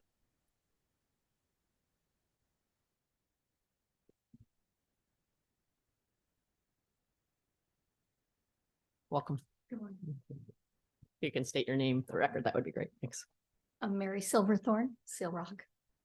I can't read quite as fast as Chris, so he did a good job, but I don't have very much to add. My husband covered quite a few of the issues that we're thinking about as the road owners, the main road owners and our neighbors.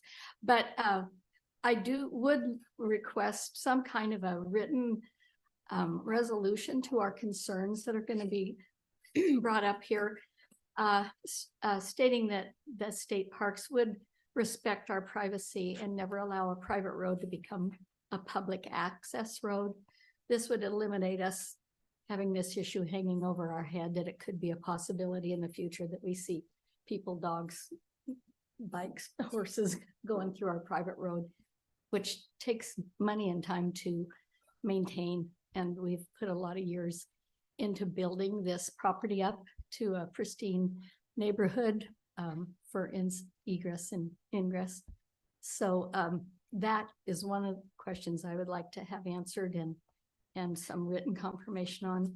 And one of the other things is, I think whoever it was that was online might have covered it about other access areas to get into the park without having to come through our private road, because the wear and tear on that and the liabilities would be ridiculous. But I'm hoping that there's a lot of other accesses and ways to get on the park road and get the maintenance done that the park needs on that 1,200 acres, rather than through our little squirt of a road through there. It's a 1-lane road and it's well maintained, but there's no room to park and there's not room to watch for people tracking through there. It's right before most of the house. There's 3 or 4 other houses behind us. It's in their front yard, and then it's overlooking our whole property below it. We're in the beginning of the road. But I just feel like if it was your private road, or somebody just could walk up in your driveway and go beside your house and go in your backyard and have a picnic, or binoculars to look into everything around them, which, believe me, I was raised on Fish and Game. My dad was Federal Fish and Game, so I get that. It's a beautiful, beautiful world we live in. And I know that I'm not a speaker, so I'm getting nervous, but You're doing great. You're good. Doing great. You're fine. I just really hope that you'll respect the privacy that we have there, and that we've promised the people that have purchased property on that road, and allow us to keep that private and not have public access. I'm done. You made it. You were great. Thank you. You did awesome. Thank you. Thank you. You did great. Mary, thank you so much for coming and sharing that comment. I'm next going to call up Nancy Blackburn for comment.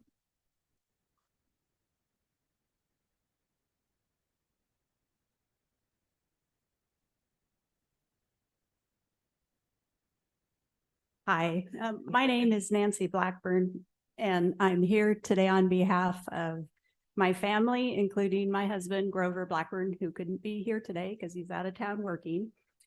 We live at 563 Northwest Pine Ridge Road, and our piece of property is right encompassed with the orange on the map over there. And when we purchased the property in 1997, we had CC&Rs that stated we could only build a single dwelling.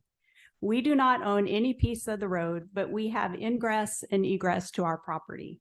The homeowners who use Pine Ridge Road approved of a name change in 2013 because hikers and individuals were ignoring the private road signs and challenging ownership because Google posted our private road as part of Grebe Street. So every year, at no small expense, the homeowners pay to have Pine Ridge Road rocked, graded, and rolled. Our road is narrow and allows only 1 vehicle at a time in most places. There is no room on the road to park a car.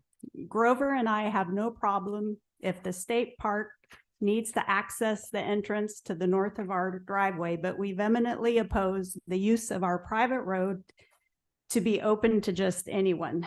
We have seen how people leave their trash anywhere in the woods and roads leading up to the forest. We would expect the Oregon State Parks to respect our private road if they need to check the woods in this area. This means driving no faster than 15 miles per hour and being on the lookout for people or animals who use the road. We would like to have written reassurance from the state park that they will respect private ownership and not attempt to open this to public use and access. Thank you. Thank you, Nancy. I'm not sure how many, this is Lad Whitcomb, property agent, OPRD. Lad, we have one more public comment first.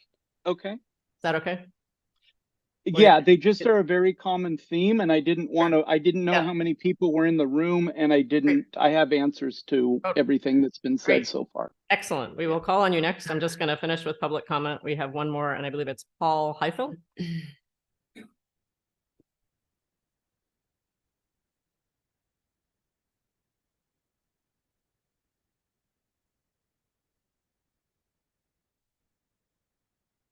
Thank you. My name's Paul Highfield. I live at 621 Northwest Pine Ridge Road. When the Parks Department first started their park, we were never notified of any of this, and I played heck getting one of these books. They told me to go online. Well, I don't do online. I'm old. Anyway, and for you in Pacific City, my brother-in-law used to own a piece of property in PC, which is the house with the toilet on it. And anyway, I know. It's still owned by the family.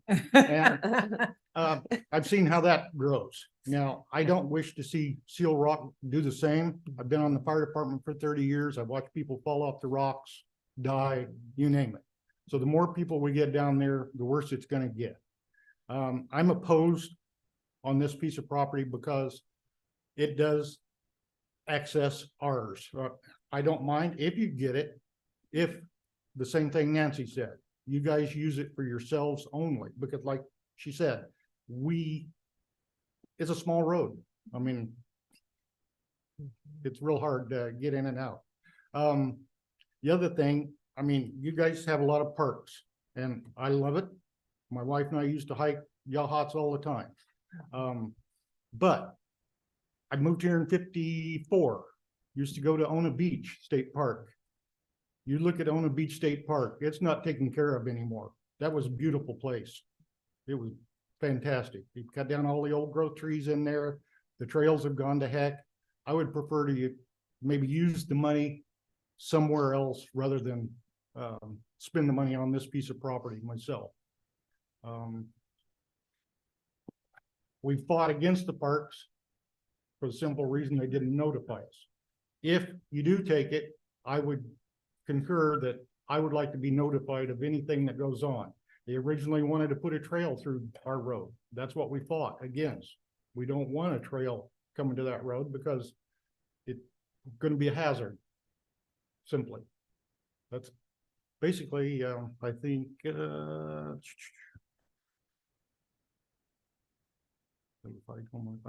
that's pretty much what I got. Great. Anyway, thank you very much for your time. Thank you. Appreciate it. Thank you, Yeah. Paul, and thanks for your time and for Thank sharing your you. public comments here as well. And thank you all for sitting through everything Yes. else and waiting to get to this. It's been a lively morning, so thank you for that. Yeah, definitely. So should I turn it to Lad to follow up? Lad, do you want to follow up on any of those questions? Sure. Again, Chair Allen, Director Sumption, Commissioners, this is Lad Whitcomb, Property Agent for OPRD. I probably should have worded my brief a little stronger than I did. Nowhere in there am I asking you to let us accept this for recreation. If you see the reasons that I'm requesting it, it's for access, it's for forest management, and it's for fire control. We will not be inviting recreation on this. And I think all of the folks there in the room will be happy to hear this. As far as getting them written confirmation of that, I'm going to need to work on that.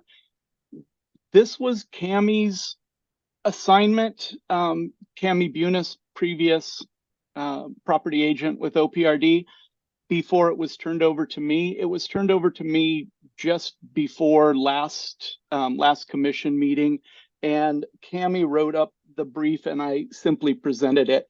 But when Cammie was working with the nonprofit Mackenzie River Trust to acquire this property through donation, we were very, very aware of the CC&Rs.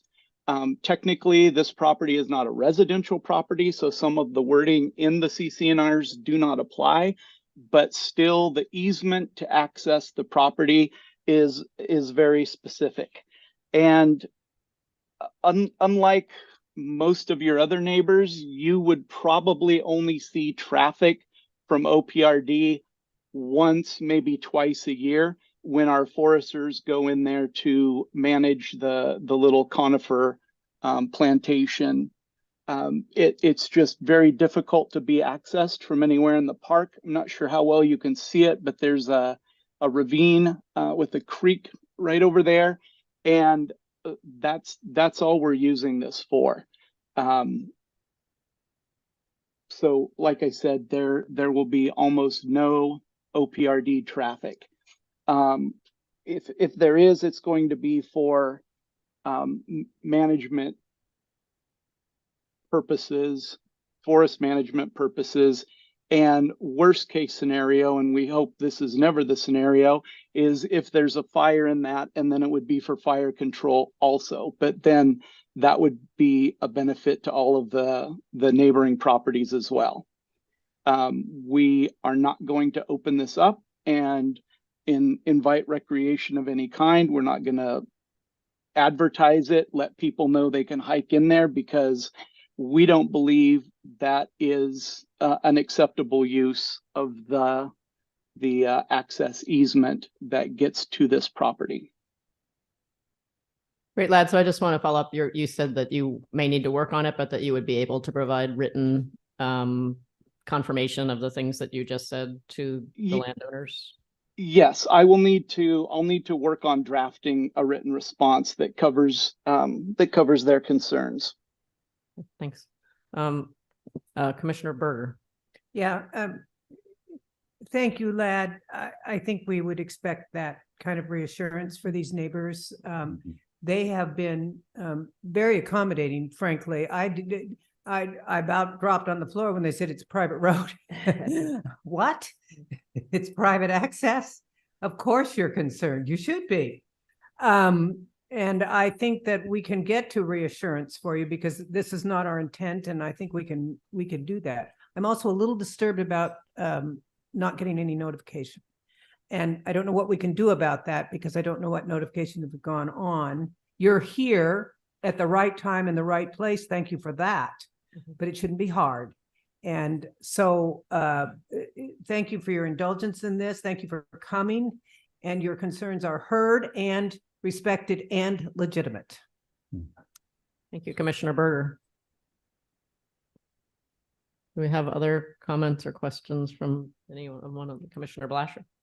I had some questions for Director Sumption. I think she's conferring with Dennis on this. So yeah, this is new information. I think that's really helpful, and I appreciate Lad providing a little bit more context of what's in the brief, and hearing from the neighbors is really helpful in understanding these dynamics. And I guess my question is there an urgency in timing with this? Lad, I guess I'll direct this at you, that if we needed to get some more information to hold off on this decision, are we in a place where we can wait if we need to circle around a little bit more and get some of these questions answered? Yes, but most of that due diligence has been done, so it's not really us doing a lot of research to answer the questions. It's just I'm not sure if Cammie thought through that and started drafting any kind of public statement to put out there. When I presented this last session in September, Mackenzie River Trust, I believe, either didn't own it or had just barely owned it. So we were only in discussions about accepting this donation from them. We're not to the point where we would have shot out any kind of notifications or anything like that. And unfortunately, nowadays, a lot of the notifications go out on the internet. And I grew up on the coast. I'm looking to live back on the coast. I'm old as well. And when Commissioner Berger said something about, never mind the map, lad, I've got paper in my hand, I was like, yes, I love paper. The only other way we could do things like this is to maybe put them in a newspaper of general circulation in the county or in the area that we're looking at. But at this point, we don't have any rock solid agreements with Mackenzie River Trust. We were just letting them know that yes, we're going through the process of exploring accepting this. And if you guys vote today to allow us to accept it, then I will work with Mackenzie River Trust to put together a purchase and sale agreement and work to getting this deeded over to us. Great. And thanks. I want to reassure the neighboring properties there that they will see less traffic from us or less traffic due to our ownership of this than they do from likely any of their neighbors. Thanks, Lad. Director Subshin has something she wanted to. So I just, again, I want to apologize to folks in the room. We've had some staffing changes and I think there could have been a lot better communication about this. What Commissioner Blasher had asked me is on the bigger map that while we were visiting yesterday, it proposes potential community trails very close to that area we think that's been taken out of the master plan, but I would love for you all to defer this until February or longer to make sure we've done a little bit more due diligence and that we're on the same page and we're in communication with our neighbors to make sure everybody understands what we're going to do, because I don't want to make any assurance here in the room and then find out perpetuity. What does that really mean? And what's the long game here? So I'm going to ask if you guys will defer this back to staff and let us do a little bit more homework and come back to you after we've spent some time with our neighbors and our plans. That's a very good idea. I think Yeah, another, thank you. yeah. So any other comment? One just comment I was going to make too, and it doesn't, yes to that. But going back to the signage opportunities for people to also be clear that to folks that is not an area that is open or accessible for recreation. And I think we need to be thinking about how we convey that clearly Absolutely. to folks in terms of access onto the land. So sorry, Commissioner Grasty. So is an agreement to defer good enough, or do you want a motion? To move this to more of an information item as opposed to an action I need a item. motion to move it to an info item. I think you just take. Okay. Attorney. Okay, so we will, I'd like a motion to I table will this. move for that a- we table this. We have a motion and a second, I think multiple seconds, to table this to make sure that we can address the issues that have been raised and ensure that we're handling this in the best possible way in partnership with all the community partners involved. So I also, yeah, Commissioner. And just for clarity, you're tabling it, but at a future agenda item, we would like to- you would maybe consider public comment at that as well, or we close I the would public reopen it for Yeah. public comment So that- just in to the be clear. future, Thank you. when this should Yeah, come yeah. back. So we have motions, all those in favor say aye. Aye. Any opposed? And then I want to thank you, Lad, and everyone who has been working on this. So I just want to appreciate people's time and effort on that. And I agree with, I don't vote unless I have to, but I agree with the decision to make sure that we're working in concert and in support of our neighbors. That's right. Yeah. So I have yeah. Nancy? Oh, sorry, yeah. Mary. Sorry. Mary, Nancy. I know you're not Paul, so go ahead.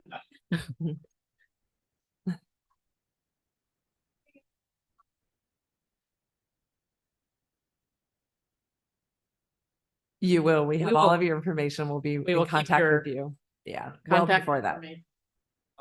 Thank you for that question. Yeah. All right. So the question, just because you weren't on the mic, was ensuring that folks who in that neighborhood will be receiving notice of any further discussion and actions on this going forward. So Yeah. just stating it for the record. All right then. All right. All right. So I'm like so lost on our agenda. No, just kidding. Madam have Chair? But thank you. Yes, Commissioner Berger. Thank you, though. We also have not recognized the McKenzie River Trust Yes, right. because this is valuable to us. Oh, We're interested absolutely. Because it has Yeah, real thank you for value that. to us. Thank you. I just want to be able to. Absolutely. Appreciation for Let's that. not forget the gift Yes, here. the value of the opportunity. Absolutely. And I also just want to appreciate the comments we received too about the support for access for OPRD, but understand completely Yeah, people's concern about broader access. So I just want to appreciate that comments as well, recognizing the importance of that access in order to make sure everyone's safe and the property is well managed. So thank you for that. Yeah, thank you all. So the next thing I have is 3B, all managers meeting agenda, I believe, with Chris. Well, Okay. is Laura on? I am on. Hi, Laura. We're at Hi. 3B. Thanks for your patience, because I imagine you've been. My pleasure. So thank you for having me. It's good Thank to see you, Chair Allen, Commissioners, and Director Assumption. For the record, my name is Laura Gomez, and I am the Human Resources Director for this incredible agency, Oregon Parks and Recreation Department. I'm here to talk about the upcoming All Managers meeting in December. So this event is inclusive of managers and supervisors. It begins in the afternoon on December 5th, and it concludes in the afternoon on December 7th. So the first day is kicked off by executive leaders and will highlight the agency's strategic goals, priorities, and coordination plan. The day will close with a guest speaker, Mr. Earl B. Hunter Jr. He will provide an overview of the Unity Blaze.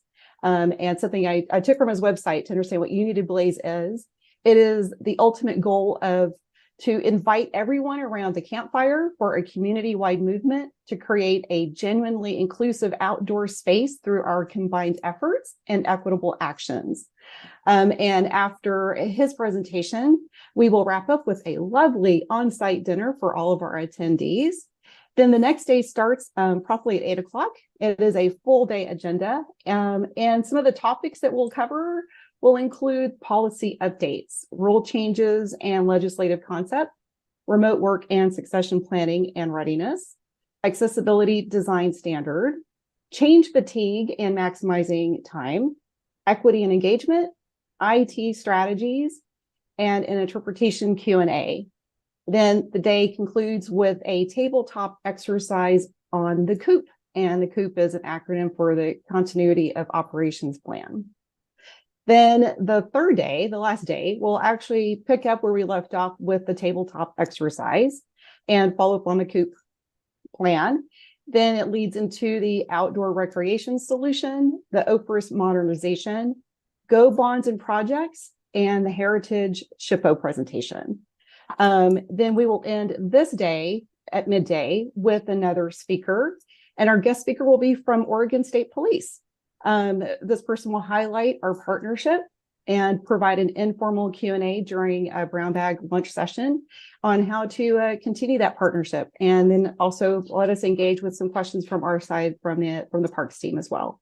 And at the conclusion, Director Sumption will close and wrap up the meeting after this lunch session. So again, thank you for allowing me to share this with you. Do you have any questions or anything I can help answer? Thank you, Laura. Do we have any questions Commissioner Grasty? Where is this being held at? It is in Lebanon, Oregon. In Lebanon, Oregon. They're in Falls. Yeah. All right. Sounds great. I wish I could You're be all there. welcome. Yeah. Sounds wonderful. No, It's close to home for any Commissioner questions or comments? That sounds like a wonderful agenda. So thanks to everyone whose hard work has gone into preparing that for staff. So that sounds like a great opportunity. Looking forward to it. Yeah. All right. Well, thank you. Yeah, thank you. So I'd like to invite you for lunch, Laura, but unfortunately we can't. So actually, lunch Go is take lunch, available. Laura. So my suggestion would be, because I also know people would like, are hoping to get into a field trip later today, if we can take a short break to get our lunches and then come back and eat our lunches during the budget presentation. Is that okay with you, Rebecca? Okay, just make sure you get the plate so that you get it. Just Rebecca doesn't All right, get so we're lunch. gonna take a short break to get some lunch, and then please come back promptly, and we will get started and have a working lunch. So.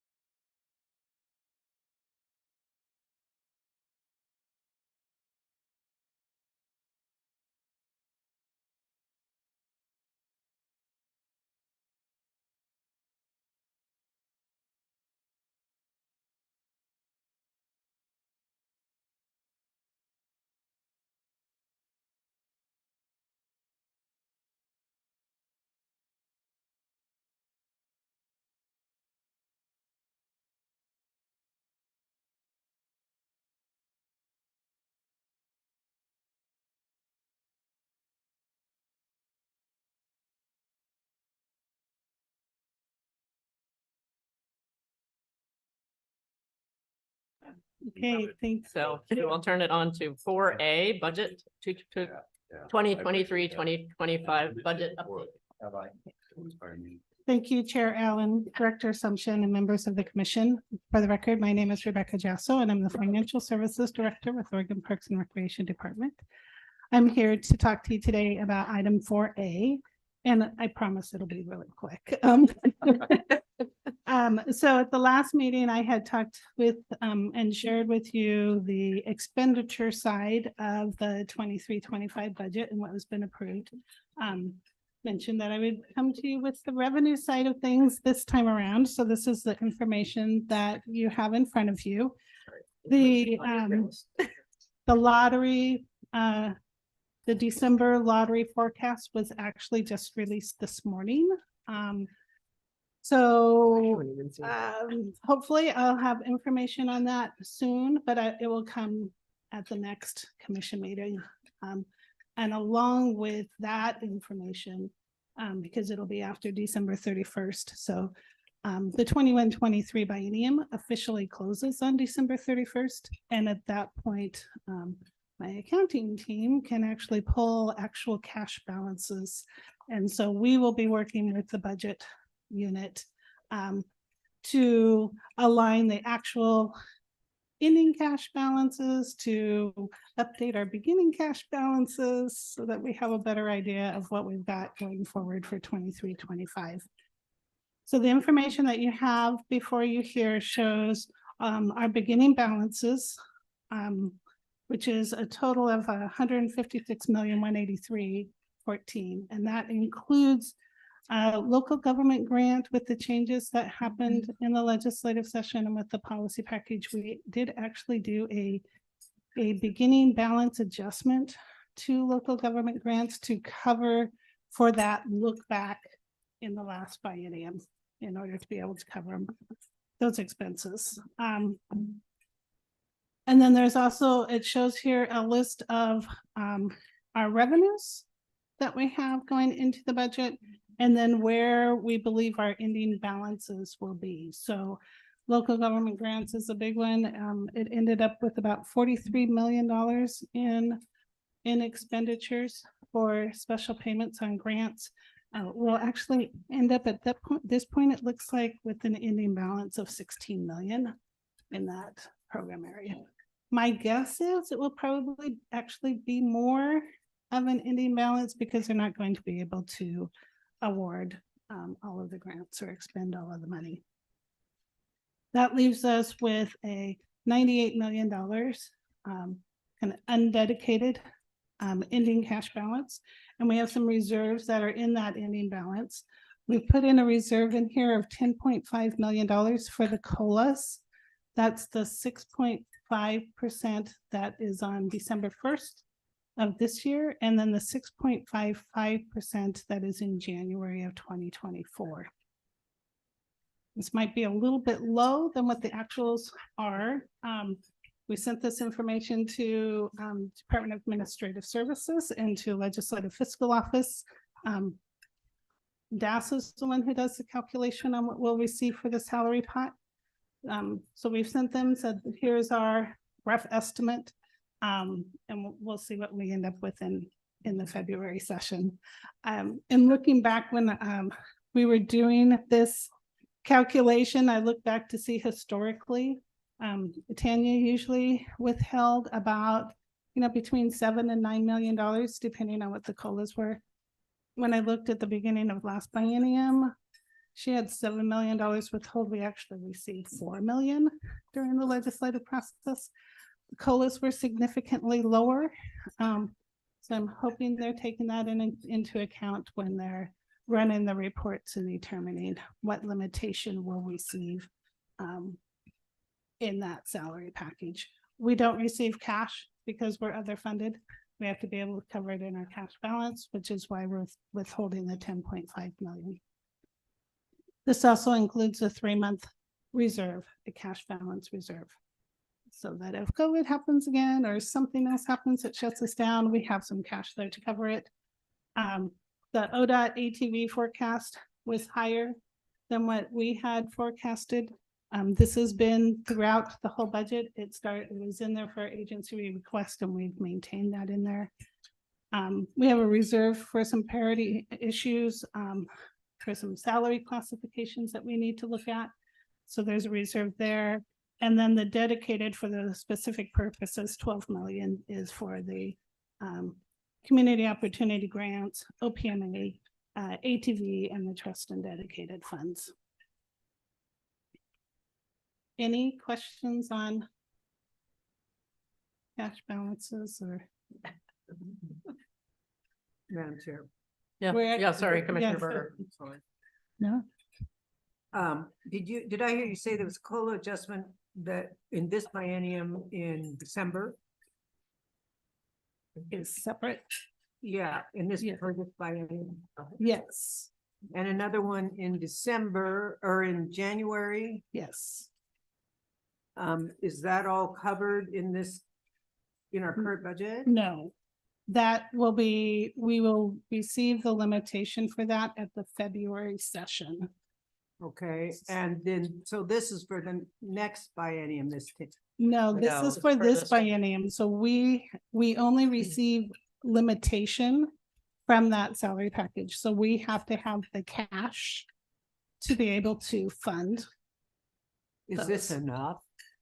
We think so. We think so. We've done a couple of different calculations on it. On the high end, it's probably a little bit closer to $12 million.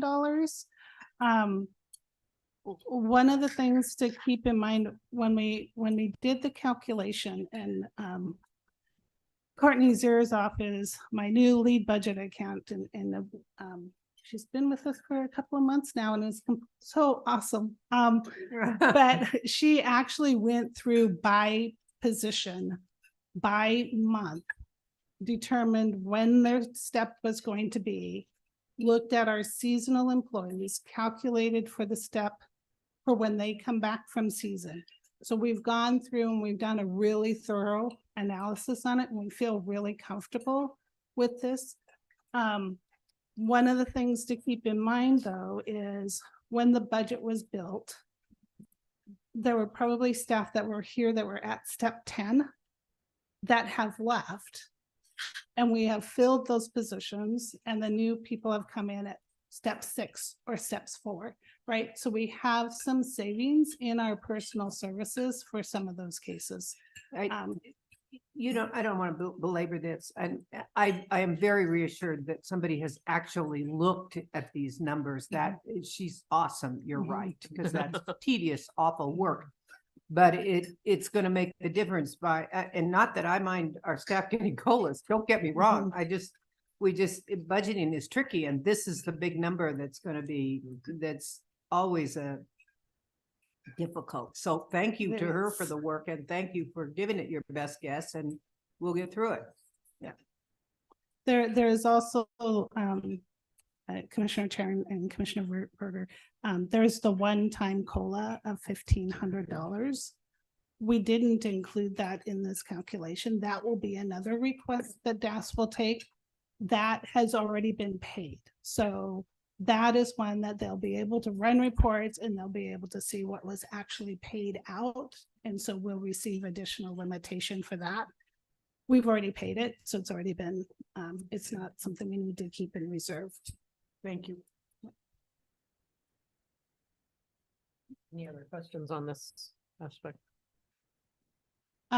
The next part of this on the backside is just a list of all of our policy packages and what was approved, and kind of where we ended up on the policy package side.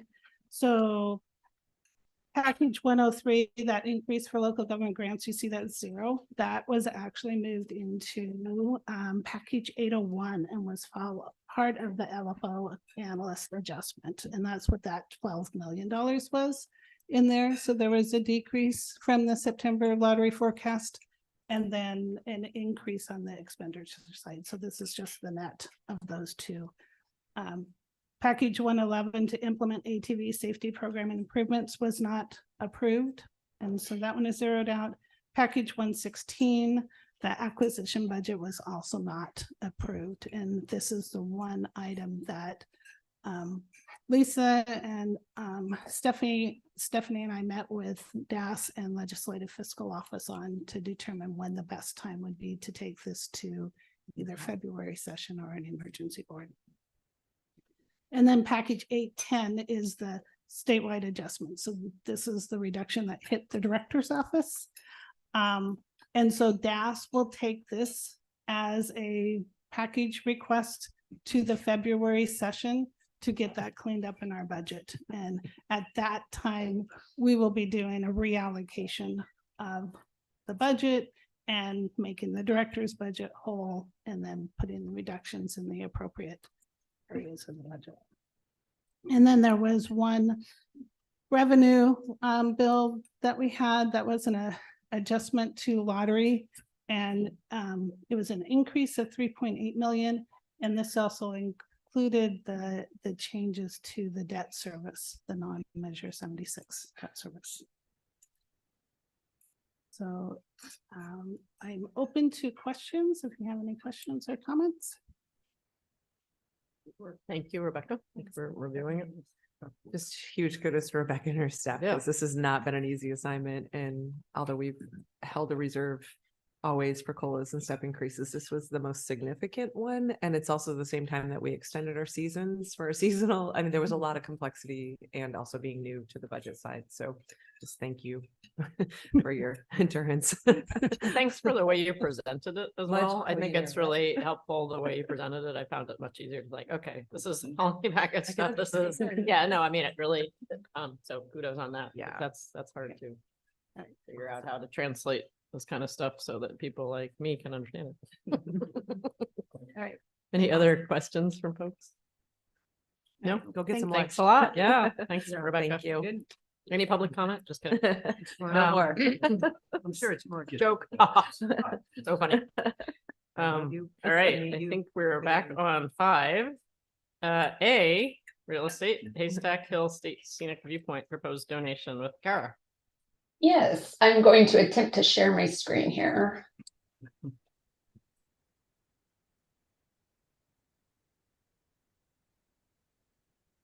Okay, are you able to see the map that I have up? Yes, we are. Thanks. Okay, great. So good afternoon, Chair Allen, Director Assumption, and Commissioners. My name is Kara Campbell, and I'm a new property agent with OPRD. I am here today to discuss item 5A, which is a potential donation of 4 acres of land that's directly adjacent to Haystack Hill State Scenic Viewpoint in Cannon Beach.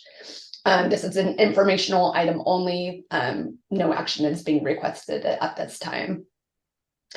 This property is special for many reasons. It's undeveloped and it has a mature forest that has important habitat value.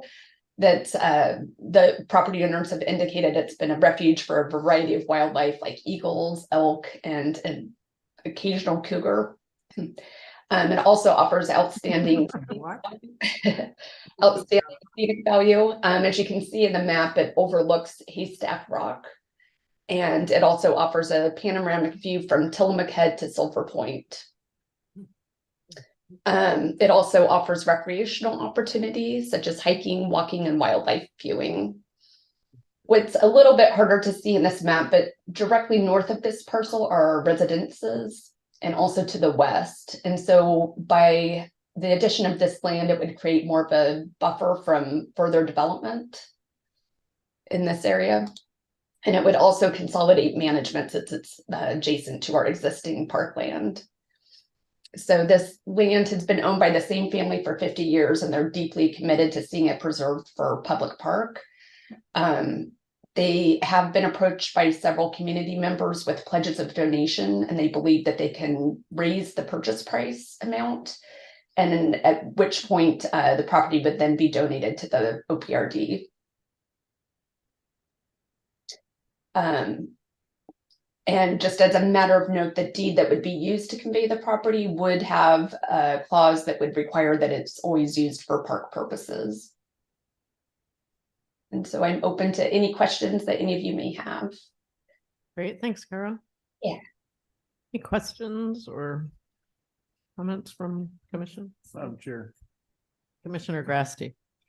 So just a request, and not only on this, but others as they come to us and you have any input, Kara, will you think about at least one picture with a map with elevation contours on it? Oh, sure. And there actually is one I can show to you. Is this more in line with what you're looking for? No, I'd love to see the elevation contours. Okay. How steep is this, that kind of thing. Okay. And then my east side ignorance here, I just look, where's Haystack Rock? And I see 4 of them on the coast on my mapping. So this one's pretty far north, I think. Is it? Yeah, it's in Cannon Beach. Thank you. Yes. Thanks, Commissioner Hill. Can you describe a little bit about access? Like how do you get to this piece of land and from where? Yeah, so there is an access point right here. I believe it's called Spruce Avenue. That's a main access point right there. There's a Haystack Lane that comes in right about here. It's undeveloped, but there is a point there. And then also you can enter through the existing park, I believe, parkland. And so you would come off of Highway 101 and there's a road off of 101 directly to this plot, or you go in through that current? You'd actually go in through the city of Cannon Beach. The main road, I believe it's called Hemlock. And then from Hemlock, you would come in like right here. Like this is Hemlock, and then you'd come in here and enter through this northwest corner. And are there These houses on that north corner, north side?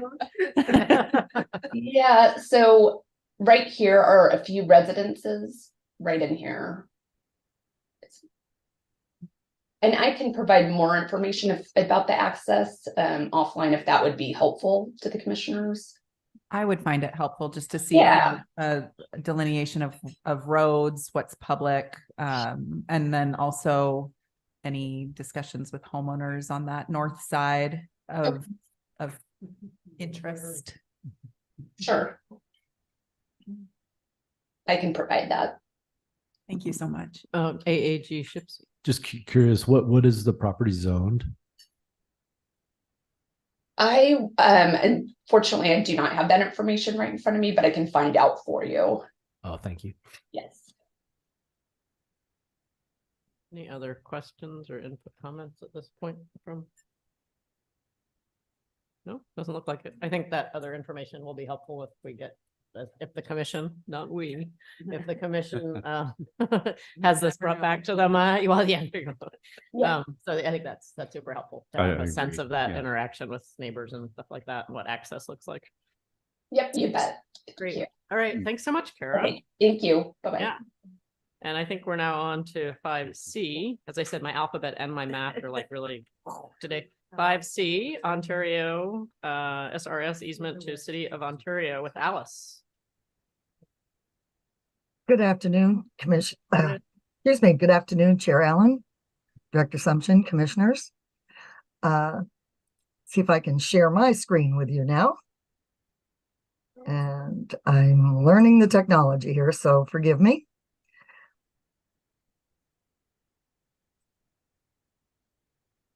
Can you see the map I have up? Not yet. Yeah. Wait. Yes, we can. Yes, we can. Yes, we got it. Good. I again apologize. I'm not real technology here. Good job. The property I'm going to be discussing with you is Ontario State Recreation Site, which is located on the west bank of the Snake River, just north of the city of Ontario. Our site there consists of approximately 79 acres, and it is managed as a day use area with a boat launch facility.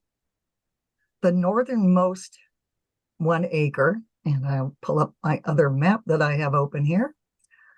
The northernmost 1 acre of this property is used as a maintenance area by OPRD staff.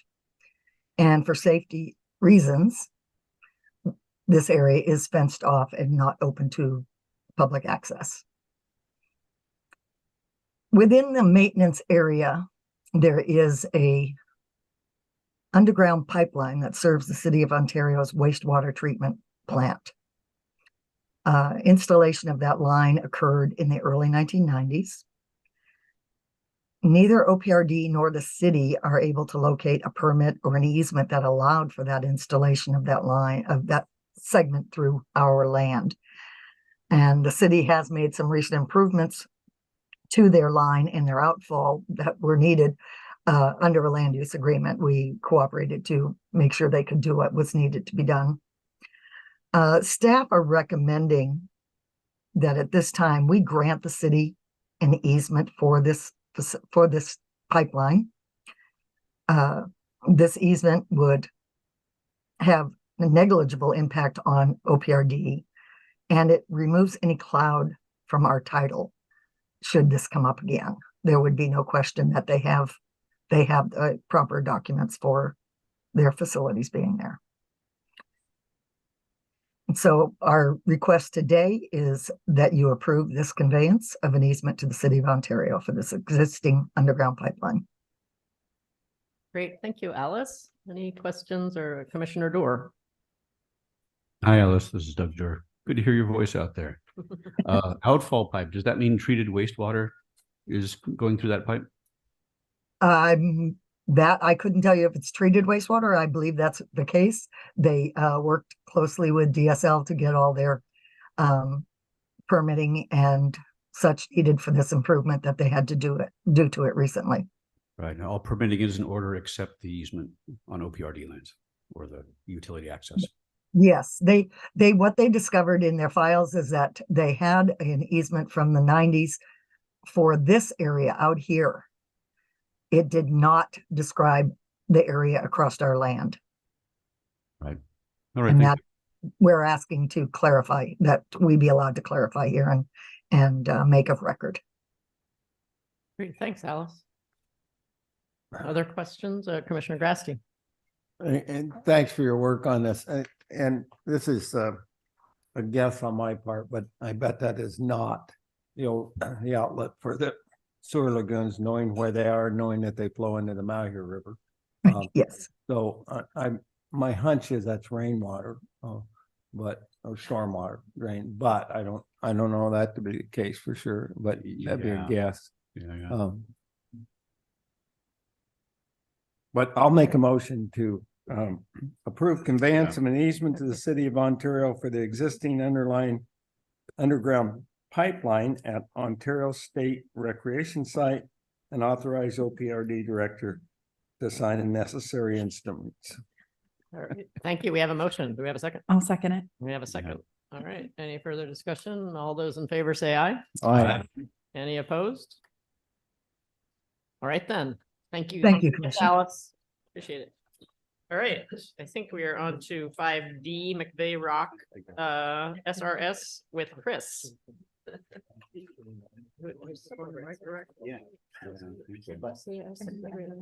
Yeah. Recreation.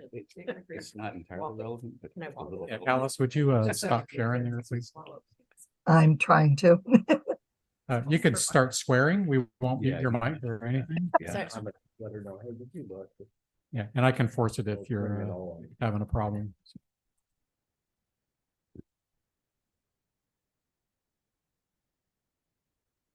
There, booted you out. Yeah, we're back to the aha thread. Right? Whoa. Yeah. Okay. Chair Allen, Vice Chair Hill, Director Sumption, Chris Howell with the Oregon Parks and Recreation Department. Here on agenda item 5D, this is just information for you. Bring you up to date on our discussions with Curry County and the community related to future management at McVeigh Rock State Recreation Site. Just as a reminder, this is in very, very South Curry County, just a few miles from the California border. It's a small day use park. Some of you have visited with us on a commission tour.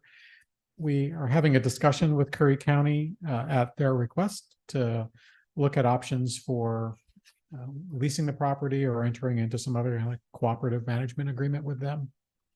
We've spent a couple of months talking to the community, mainly the people who live within a couple miles of the park, who are the primary visitors that hit this park at the moment. While it's on our website, and is promoted just like every other state park. It's got minimal facilities, parking lot, off-leash dog area, disc golf course, beach access. It's funny how that sounds minimal, and it's not really minimal. It's a significant day use park, but it's not especially improved. It's pretty rough. Curry County, as part of our land swap with them a couple of years ago, asked us to look at other opportunities for cooperation, land transfers, leases, other sorts of arrangements where they could step in as a local authority and run the park. We're looking at the upland parts of this park for their management. And what I wanted to share with you was with the community feedback that we got from the people right around the park was just, I guess it's what the crew down there at Harris Beach told me to expect. People are going to say they love the park the way it is now.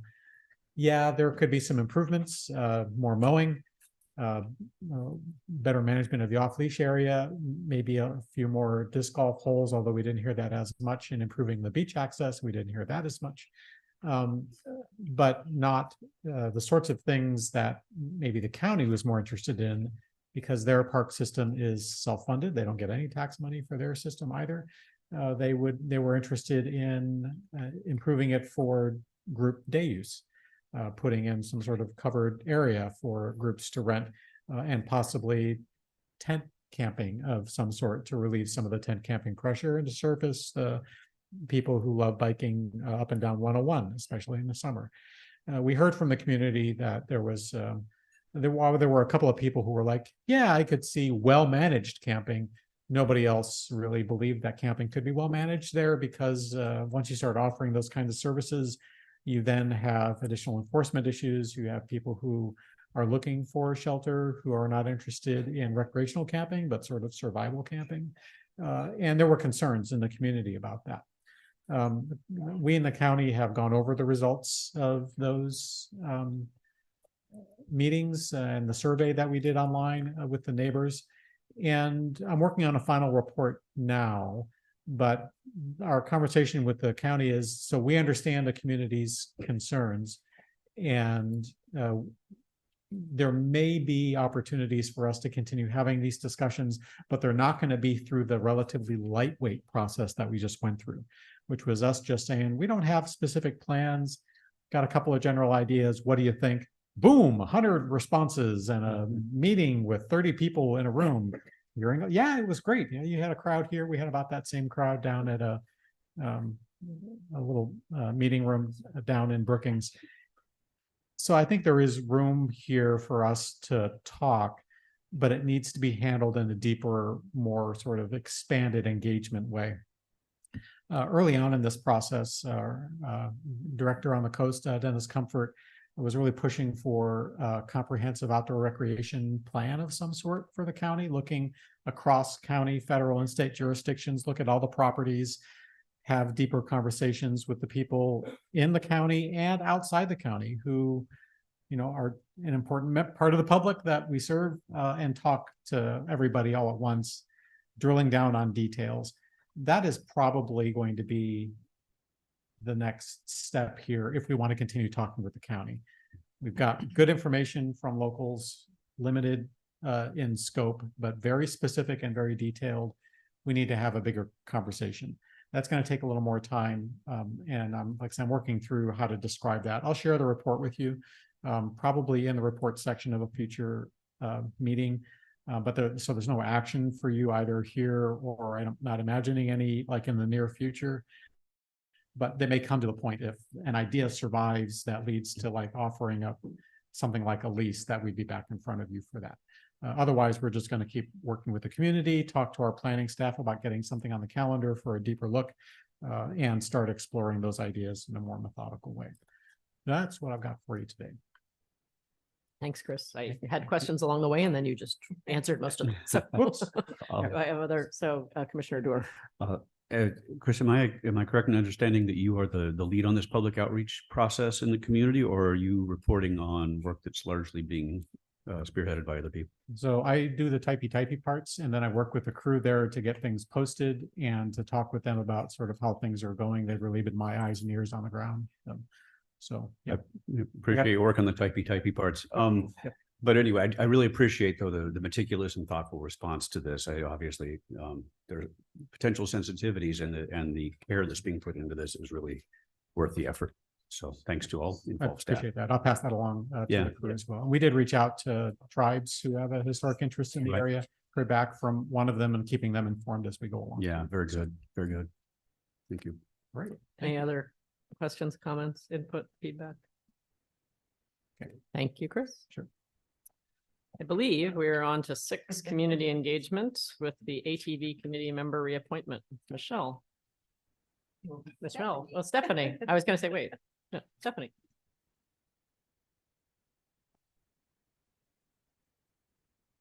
Very, very first one to be the hardest one. We're gonna eat you up. She can take it. Okay, that's okay. I We're figured done that'd be now. the case. Done now. I already got beat up by my peers earlier. So good afternoon, Chair Allen, Director Sumption, members of the commission. For the record, my name is Stephanie Coons and I am the OPRD Deputy Director for Business Administration. So thank you for allowing me to come forward to you today. So here on agenda item 6A, it's related to ATV committee member reappointments. So I want to bring forward a request for action. And that request is right now there's 9 positions that are due to expire on January 1st, 2024. And of those 9 positions, all of them are eligible for an additional 4-year term that's listed there. One of the positions of the 9 we're currently recruiting for, and the other 9 members are still existing on it and they're willing to do an additional 4 years. If you have on your brief, page 1, at the bottom, it'll list who these members are, and then you can flip over to page 2, and that's the rest of the existing members. So with that, our request is to move forward with the reappointment of staff's recommendation for these committee members that are listed. Great, thank you. If they're willing to just re-up like this, we aren't working them hard enough. Hey, I don't know. I some of the for this commission. Thank them all. Yeah. And Yes. thank them. Okay. Yeah, and I'd move approval, get it on. Second. So we have a motion and a second for approval. Commissioner Blasher. Question, thanks.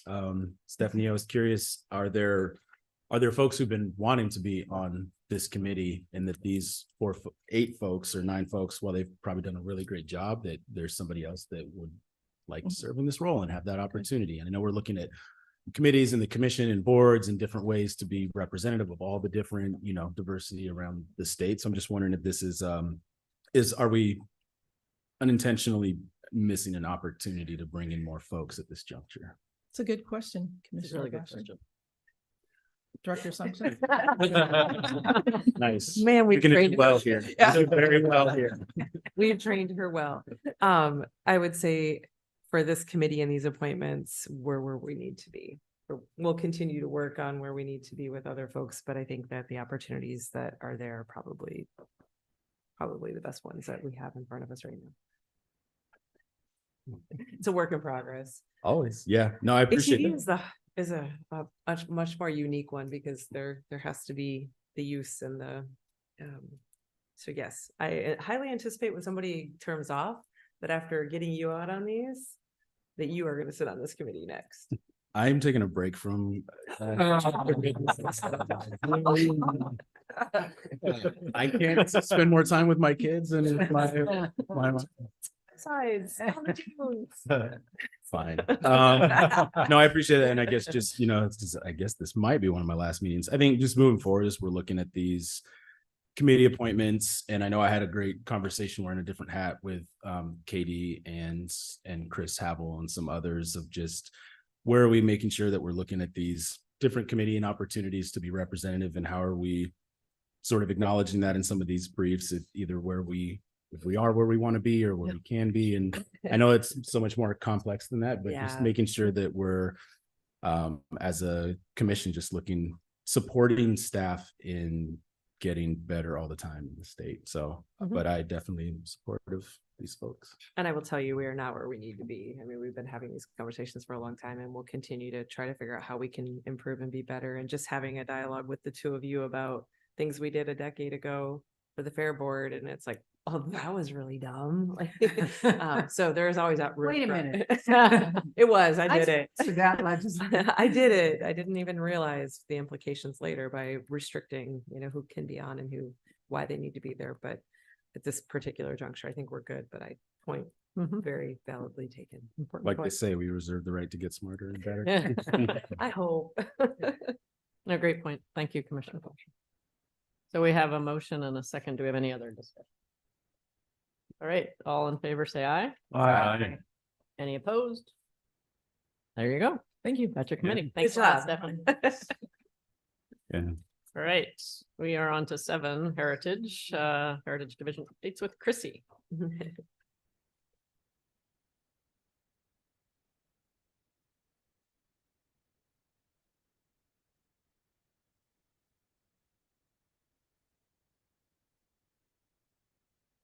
Good afternoon, Chair Allen, Director Sumption, members of the Commission. My name is Chrissy Curran. I am a Deputy Director in charge of Heritage Programs for OPRD.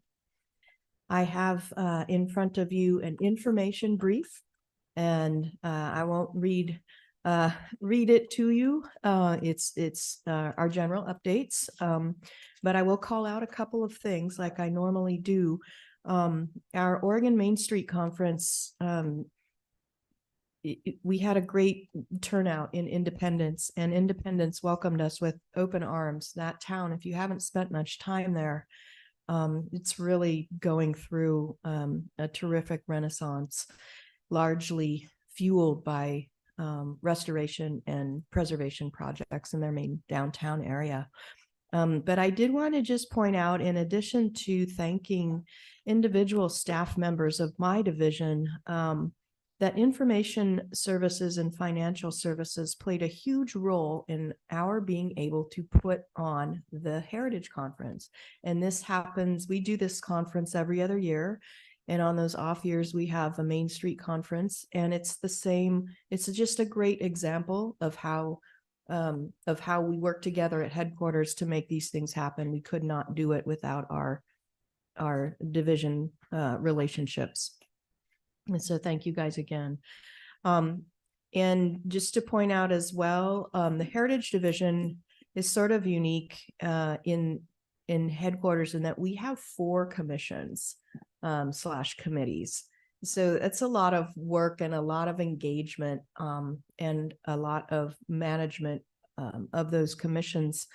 Every couple of years, we bring them all together, and we watch the cross-pollinization among our cemeteries folks and our Heritage Commission and our State Advisory on Historic Preservation and our Historic Assessment Review Committee, which is an appeal body for our special assessment program. We get them together. They only meet when they need to, but we get them together at least once a year.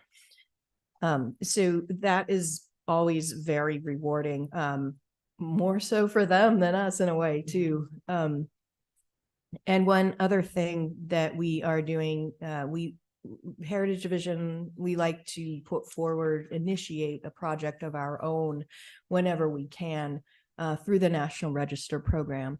And an upcoming one is a statewide women's history multiple property document. We don't have one of those for the state. That means that it's a contextual document that tells the backstory of women's history in Oregon, so that people who want to nominate properties who reflect women's history in Oregon don't have to do all that background research. It's already done. They just sort of slip their nomination in under the multiple property document. It's super useful and very helpful to people, so they don't have to spend a lot of money to get something listed. Are there any questions at this point? Commissioner Grasty. So I was curious as I looked at the document on women's history and tying it to property. This may not fit, but there's a history that's unwritten but documented well in pictures in Harney County of a women's group that were hunters and in the 1920s and 30s. And it's an interesting story that I hope someday to get written, and I didn't know whether that fit this, but it doesn't sound like it does really. Well, it is, the National Register does like to have a thing to list. There has to be stuff there. But it's worth exploring because what you don't know. And that's part of what the process for putting together these multiple property documents is, that you have to go out and do an inventory. You have to go out and survey and see what's there. A lot of stories like that are untold may have resources associated with them. And it's a good fit if there's a property, a building or a site or something. Yeah. A thing. Other comments, questions, input? All right. Thanks, Chrissy. And I think we're on to resolution 7B, resolution to acknowledge and support the creation and collections coordinating disaster resilience and response plan. Nicely. Thank you, Chair Allen. I'm just going to stay here. This is an action item. And it's not a typical action item for you, but we are asking the Parks Commission to make a resolution in support of a pretty special project, the Collections Coordinating Group Disaster Resilience and Response Plan.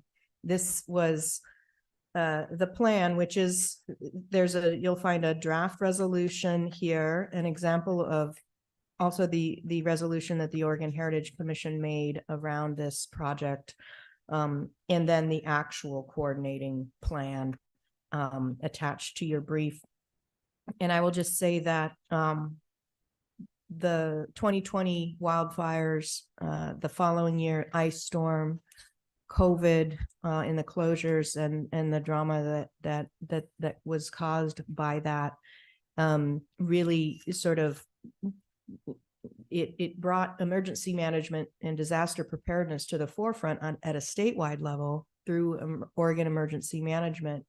And we have a statewide plan, but cultural resources aren't necessarily included in that or addressed appropriately. Historic preservation and the SHPO are addressed, but usually more tightly in the compliance realm.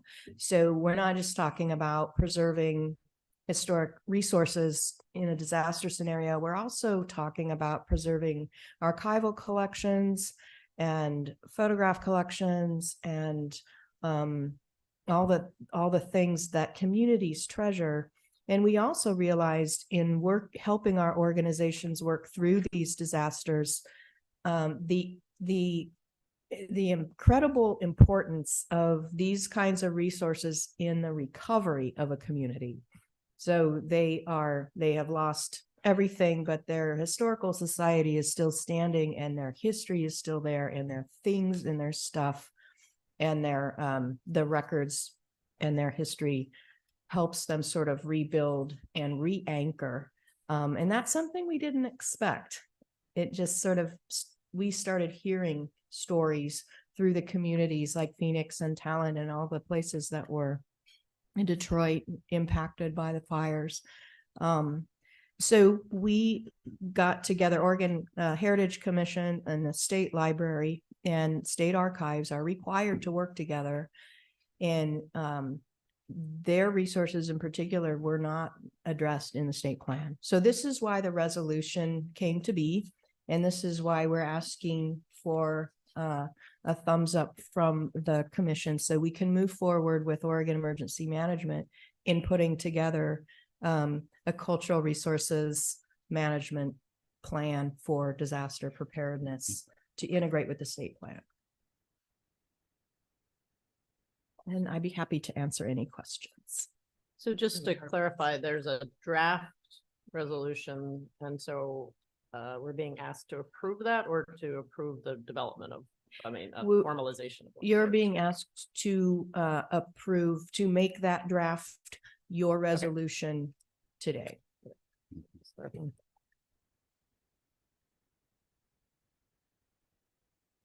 Any questions about that? I'd add a comma after state statute, that's all, but I'm a comma person. Well, in this way, if should you choose to do the resolution, we would make this Well, that was my question, kind of like, is this what we're approving or Yeah. are we approving? Yeah, it would end up looking Yeah. like this one, basically.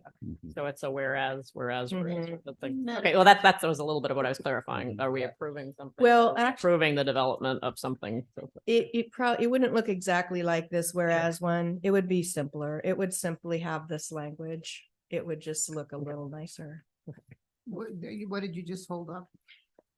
It's The attachment 1 for 7B draft resolution. Oh, that, okay. Yeah. Yeah, Yes, Commissioner Berger.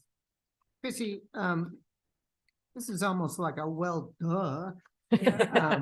You know, of We like course, those. we We like should do those. this. Except for. Will this be modeled? Will this help local communities? This effort of this coordination, will this be a model for ways that local communities can say, hey, here's a roadmap? Or is this just a statewide effort and it goes on a shelf? That's what worries me.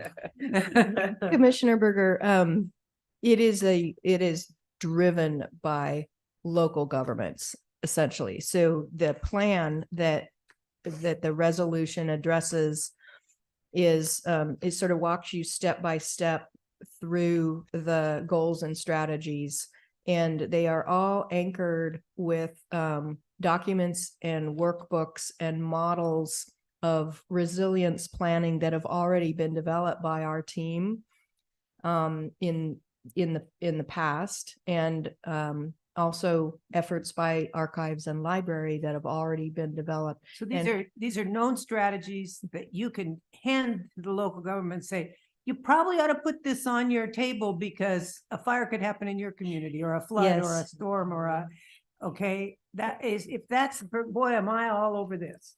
Yeah. We actually have Cottage Grove, a project we did a couple of years ago. Cottage Grove was the sort of test case for a model that we did for resilience planning. And we deliberately framed that as a model that any city of any size could use. Well done. And in that case, in that case, you're doing things like scanning documents and producing redundant copies and backups of scans. Exactly. That's one of the strategies. Fast selections and so on. Yes. So yeah. Yeah. Yeah. In support of this, I just have to say, in doing research, it's striking to me sometimes how entire phases of history or entire communities have sort of disappeared from the historical record because of some fire or flood at some point somewhere. And that's more common than I'd like to say it is. And it compounds tragedies in many ways. I mean, communities can burn to the ground. They disappear from the landscape, but their memory disappears from the historical record. And that's been much more common, I think, than a lot of people might realize, but I hit those frequently in the course of my day job. And it's just great to think that people are looking forward in this way with changes in climate and fire frequency and everything else. It's important to have this on our radar. Commissioner Dewar, thank you. Obviously, we agree. And you can look at city after city after city, Astoria, Roseburg. There's so many that experience these traumatic events and wipe them completely out. Right. Commissioner Grassley. So for the second time today, Commissioner Burr caught me off guard and I just flip-flopped on where I was at. Love it. Well, maybe not. So when I look at down through the plan, just scanning it, I'm going, oh my God, who's going to do this? If I think about Harney County or Burns or Hines. I guess the thing that I would ask, either has it been done or have we thought about it, is there's some pretty stringent requirements of the state archives on records. And in the case, I know counties well, but not so much the cities. But in the case of counties, almost everything they've got paper-wise is archived with the state archivist. Well, I don't know if that's in here, but what we don't want to do is walk into my mind at least, walk into the counties and cities and say, oh, here's a really great plan, you need to follow this, and then let that eventually become a mandate. Because how do you get it done? So if that's not been checked, could we maybe do that before we really push this forward? Commissioner Grassi, we have, this plan is essentially a collaboration. So it doesn't take away the initiative or the authorizations that each of these individual agencies have to follow. State Archives has their own process. The State Library, of course, has their own process, and Oregon Heritage Commission uniquely is in the role of coordinating heritage activities across the state. So within that, as Commissioner Dewar mentioned a minute ago, digitization is a huge endeavor. The resolution of a coordinated plan to make sure that communities have resources. This is what it's about. It's not putting a mandates on local governments or communities. It's about saying, we have these resources, we have models, they can be scaled. So, Harney County has one of the most remarkable historical societies in the state, and certainly has essentially, in a way, more resources than, say, the Historic Society and Talent. But either of those cities can use, or a county can use, some of the models we've already developed to help their communities do what they have the capacity to do. So we don't see it becoming, this isn't something any community has to do. It's about saying, these are the plans. And frankly, it really is about getting archival collections and museum collections on the radar of Oregon Emergency Management, because right now they are not addressed. So that is the primary function of the plan among these three agencies.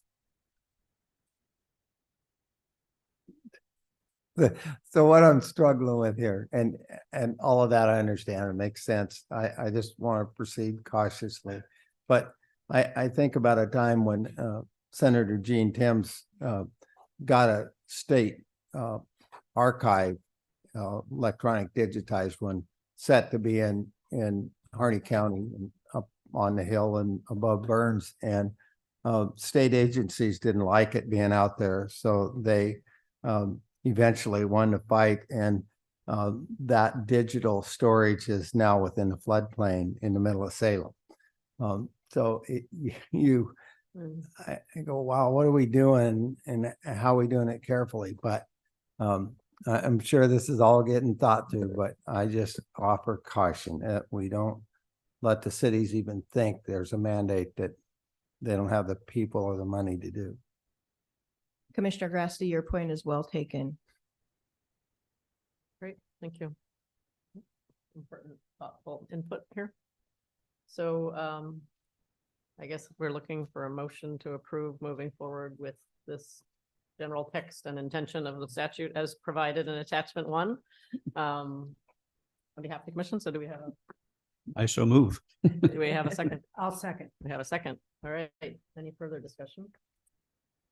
I'll add that comma. All those in favor say aye. Aye. Any opposed? There you go. Great. Thank for you your hard very work on much. this, Chrissy. Yeah. Thank you. Nice job, Chrissy. Yes. All right. So we're back on to 8A, Fort Stevens Guardhouse Construction Contract with Matt.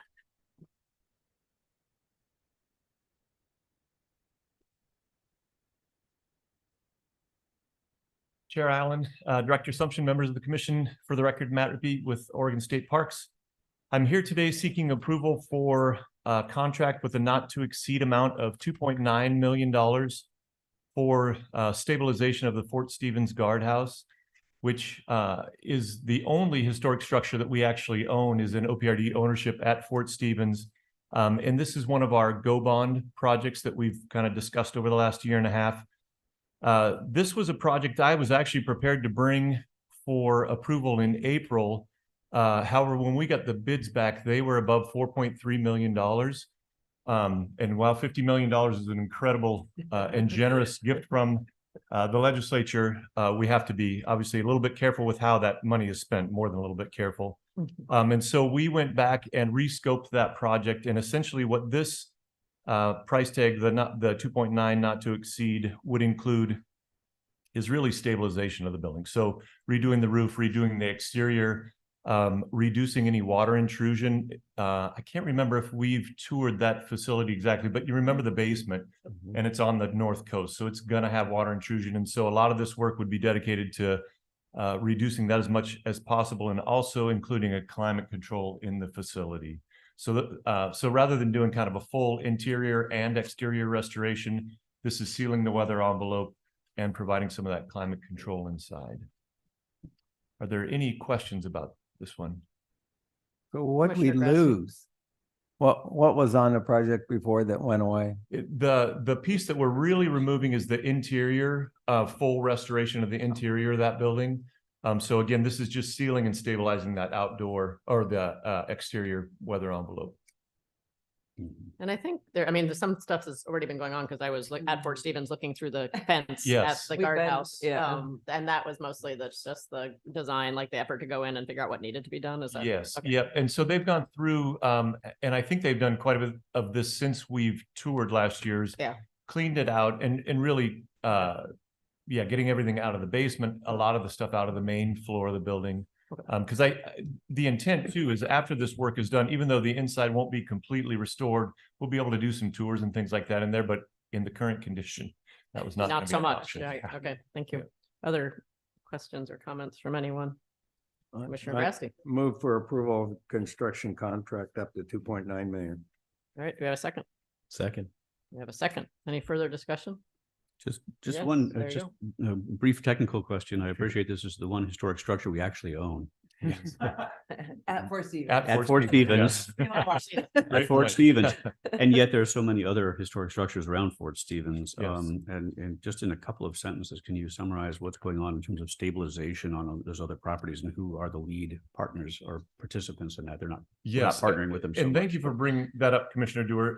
We're in the process right now. In fact, I just met with Ian Johnson from the Heritage Office to start to put together a historic preservation plan for all the facilities within the state park system, and kind of having that on a scale of full preservation to arrested decay.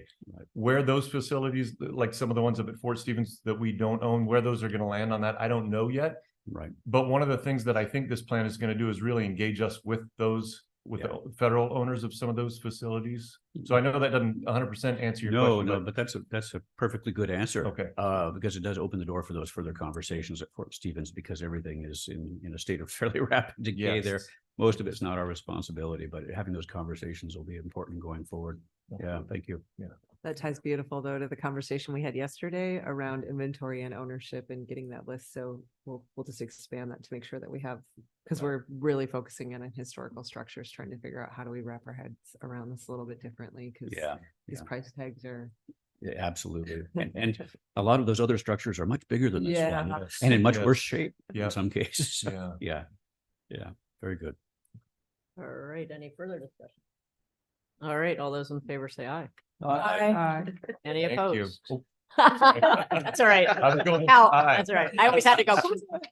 Ask about the opposed. All right. Yeah. Great. Great. Yes, Thanks, thanks so Matt. much. All right. And just no worries. Matt, thank you. And Yeah. just to mention, so as we move forward, you know, Matt mentioned kind of like in jest there, the 50 million, it seemed like a really lot of money when we got it. It is panning out very quickly to not be what we scaled. And so we're now internally having conversations with how do we continue to scale back even what we've planned without diluting what we have done, because what I don't want to do is have 8 projects and all 8 of them are done half partway. done, yeah. I'd rather do 3 all the way and spread the money further. So we're having that conversation internally. So you may see a little bit of shift in the Go Bond projects, and we'll keep you updated as we go. But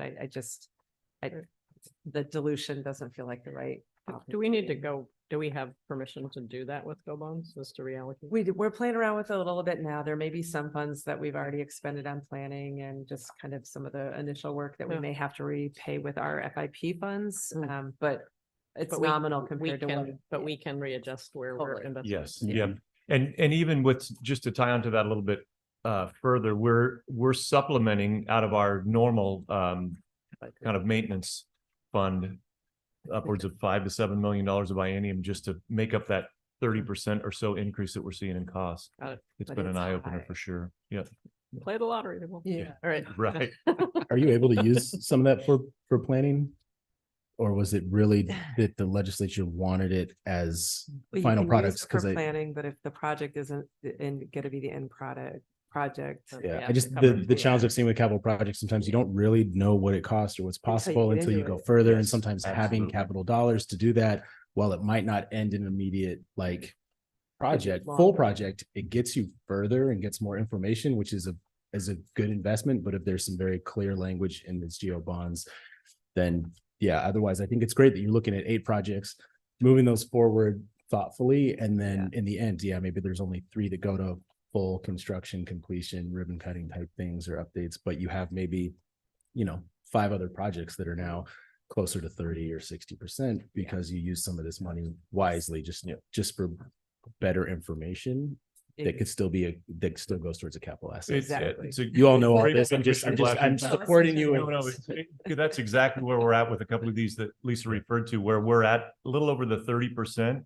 That's not, I mean, that investment is still going to carry us in the future. Yeah. It just may not be part of these initial global projects. It's a great point. Just wanted to flag it now because Yep. in the last 2 weeks we've been really focusing and going, let's not keep pulling back.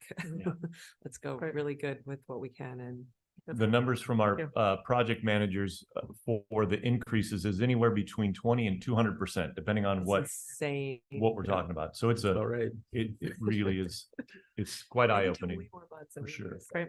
Thank you, Matt. Thank you. Yeah, thanks. Projects in general. All right, we're on to rulemaking number 9. And as a reminder, 9A and 9B had some updates and they have moved from action items to information items. Right? Yeah. So we will move ahead with 9A, request to adopt OAR 736010002, et cetera, amending park exclusion rules with Helena. Hi, Helena. Hello. Chair Allen, Director Sumption, and members of the commission. I am Helena Kesh, and I'm with the Government Relations and Policy Unit. And I'm here to provide some information on the park exclusion rules. I will share my screen here and cross our fingers that it works. Please let me know if you can see that. we can. Yay, first try. Good job. All right. So just a reminder that what we've asked for in September when we met was to open OAR 73601000020 and OAR 73602100040. And that's the rulemaking for park exclusion rules, because we had a recent court challenge that highlighted that our existing rules were a bit vague and they were open to interpretation by the agency staff. And so in that suit, we made a commitment to improve the rules' fairness and clarity. And in that process, we had a rule advisory committee. We held 3 meetings throughout the year in June, August, and September. And the rule advisory committee consisted of folks that were mental health practitioners, attorneys, park hosts with the agency, our safety staff with the agency, and a district manager. So collectively, we had conversation about how to update the rule itself to make sure that it's clear and to also include language that spoke to the appeal process as well. We opened up to public comment, and in that public comment period, it was through the month of October, November. It just closed November 3rd. And we found that in the public comment period, we also held a virtual public hearing as well on the 30th of October. And we didn't have any comments during that virtual hearing.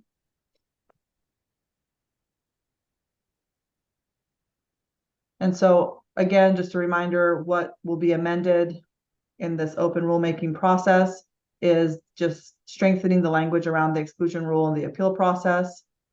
It'll also kind of relate to the ocean shore part of the rule as well, and we'll just mirror the language in there. And this is just to highlight the public comment that we have received.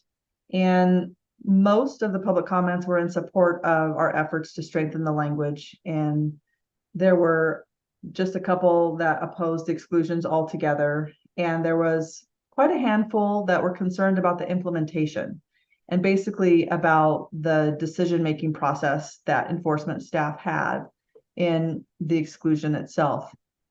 So we've worked with internal staff on developing a schedule that basically describes the decision-making process and the timeline that enforcement officers would use when they would issue out an exclusion as one of their tools. And in conversation, we realized that this is what the public comments were asking for, was more information. And so in an effort to alleviate any future concerns, we're putting this schedule into the rule, and that will explain exactly the process that enforcement officers would use, what they would base those exclusions on, and what level of exclusion they would pertain to. And that would also just highlight the due process that we would have for folks, in the sense that it's transparent, it's clear, that the decisions aren't made in a vacuum. It's really basically all there in rule. Just a more in-depth about what the public comment summary highlighted was in support. It was for the safety of park visitors and park staff, and also highlighting that there was an ask for an additional enforcement to be made to provide authority for park rangers and park staff. The due process was the concern about the decision making.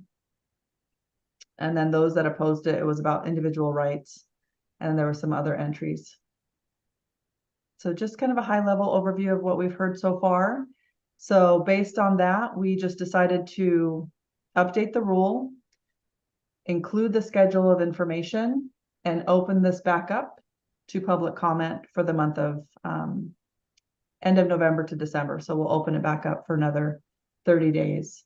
And then we'll come back to you in February with a request to adopt. So that's what I have for you. Yep. Great, thank you. I have a question too, but Commissioner Berger. Yeah, thank you. If I read your first slide back, you had 53 comments or 56 comments. Yes. I have to comment that this was one that caught my eye in the press. This was mentioned quite frequently in way more than our rulemaking generally is. So I'm kind of surprised that we're so few. That speaks probably to their trust in us that we could get this right. But I am glad you're opening it back up. More the merrier. Clearly, there was sort of a misunderstanding of what we were trying to do. It's the popular press made it sound like we're trying to kick people out of the park kind of willy-nilly. Right. And of course was not our goal. We're trying to make it safer in the parks. And I think once people realize that, the support is there. Thank you for your work on this. And thanks for being responsive. You bet. Great, thanks, Commissioner Berger. I had a quick question on, and maybe I ducked out for a minute, but the agency review panels that are in that, is there a process for who gets on those that I didn't see in there? I mean, how do you know who's on the panel? So that is part of the language that we're including. That's part of that schedule. Oh, okay. That's what, sorry about that. That's what I wanted to. Yeah, it's exactly the question that was asked. Like, what does that look like? So that's the language we're going to add in there, and it'll spell out exactly, what that appeal process handles. Thanks for that. Sorry, stepped out from Commissioner Dewar. I don't know that I actually had a comment. Oh, okay. I always kind of sit here looking like I might have a comment, Yeah. but it's kind of, it's an involuntary thing and my face just does that. But I would like to, I guess I could second Commissioner Berger's comment, the more the merrier. So I appreciate this being left open. Yeah, kept open. Thank you. Great. Anyone else? Commissioner Grassley. So how's the announcement for the public meeting? How's that occur? The reason I'm asking is because I'm kind of curious, and I may, if it's on Zoom, I may just listen in. Can you repeat the question, please, Commissioner? Sure. How and how's the announcement made about when the public meetings are on this? Good question. I don't So think- Go ahead. we deliver a public notice online and a press release as well that tells all news media that we're going to hold an online virtual meeting. We also file that with the Secretary of State's office. But I think we're done with that public meeting process right now. We're just opening it up This for is public comment. comment. Is that right? Right. And we also email interested parties as well. For meetings. Okay, Yeah. just comment from this point. Okay, I got it. Thanks. And just to kind of clarify, when it comes to like the local staff, the shorter the exclusion, if it's less than 180 days, that agency review panel will be handled at the local level. Any exclusion that is for more than 180 days will go outside of operations to the director's office level, and the agency review panel will be decided at that point, depending on what the violation or the exclusion was based on. Great. Thank you. Thanks for that. All right. Any other questions at this point? Okay, thanks. And appreciate keeping it open for a bit longer to address all these issues. Thank you, Elena. All right. And so I believe we're on to 9B, request to adopt OAR 736021090, amending territorial sea plan Rocky Habitat Site designation rules with Katie. Katie's like, yeah. Saying that I don't longer, I would have been up here. You're just slow. That's right. Sorry, Katie. Welcome. Thank you.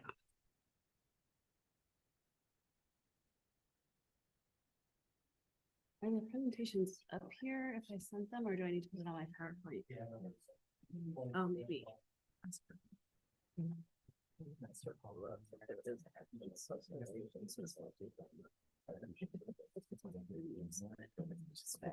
My little Over here. There we go.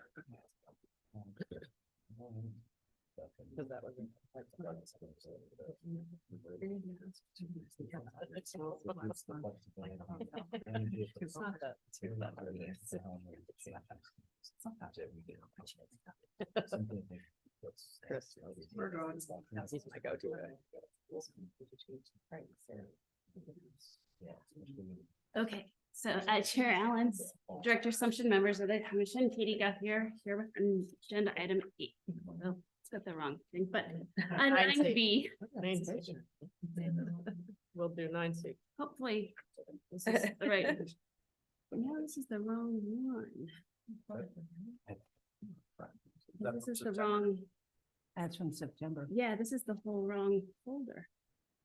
Sorry.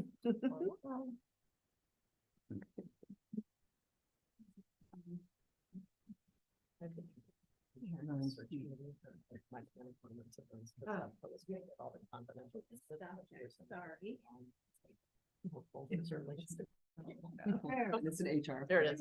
There it is. Oh, so we're back. Oh, the picture's We'll call it so C. beautiful, though. Call it C. Same picture. Oh, no. There we are. Who took that picture? No, that was good. That looked right. That looked We're at good. 9B. Okay. There you are, 9B. So, Katie got here.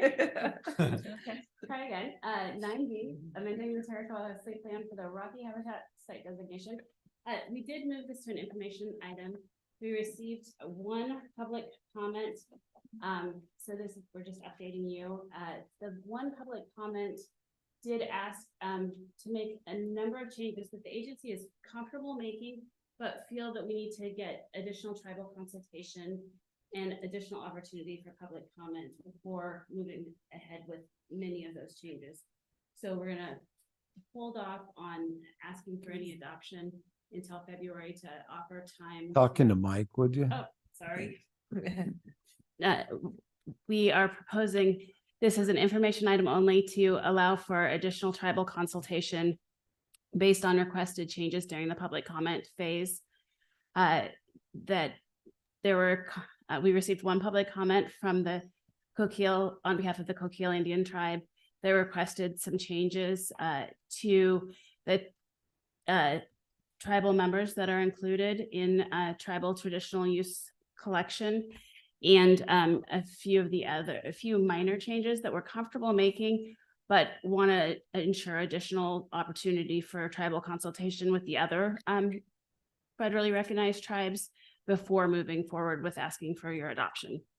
So they're relatively minor changes, but want to provide that opportunity. Are there any questions? Sounds like a wise move. It's the highlighted piece. Yes. The changes. Yes. And then you'll go ahead and consult with the other tribes. Is that the next step? Yes, so we will do a consultation letter for all of the tribes and offer consultation and then open it for public comment again to all the public and then bring it back in February. Yeah, sounds good. Commissioner Grassley. So looking at the yellow highlight, it talks about the department and about state rules. Is there ever a time that there's a federal rule that we have nothing to do with that we're not thinking about as we write this rule? I'm thinking, is there something in a treaty that supersedes anything we're talking about anyway? Any federal rules, we would work with the tribes on the federal rules. Yeah.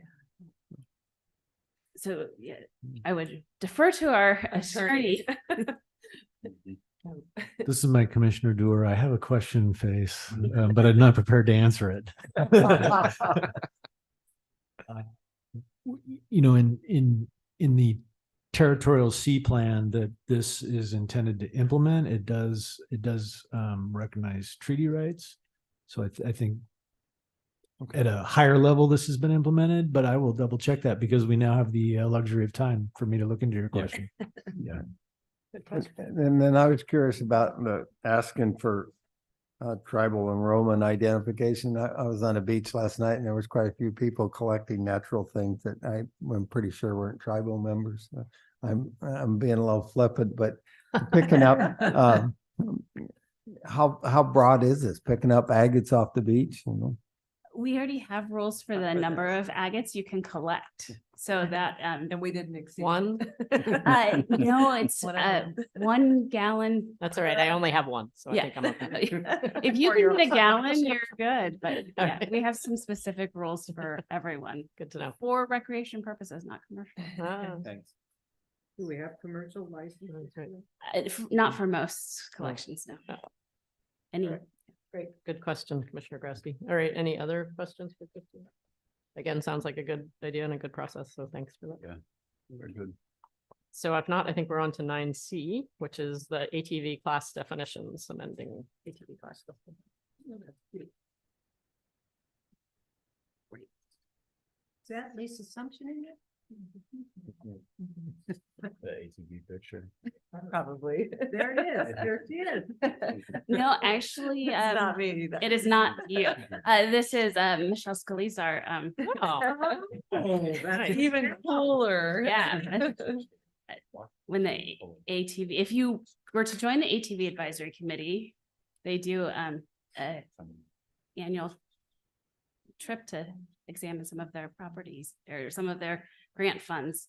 I missed this year's. Yeah, it was really cool. I think the committee's full right now. Still on my list. I have to wait for 4 years. All right, I just great. to get Thanks. used to.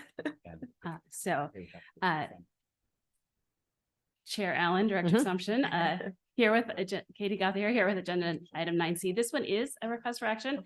So we're requesting you adopt changes to the ATV class definitions.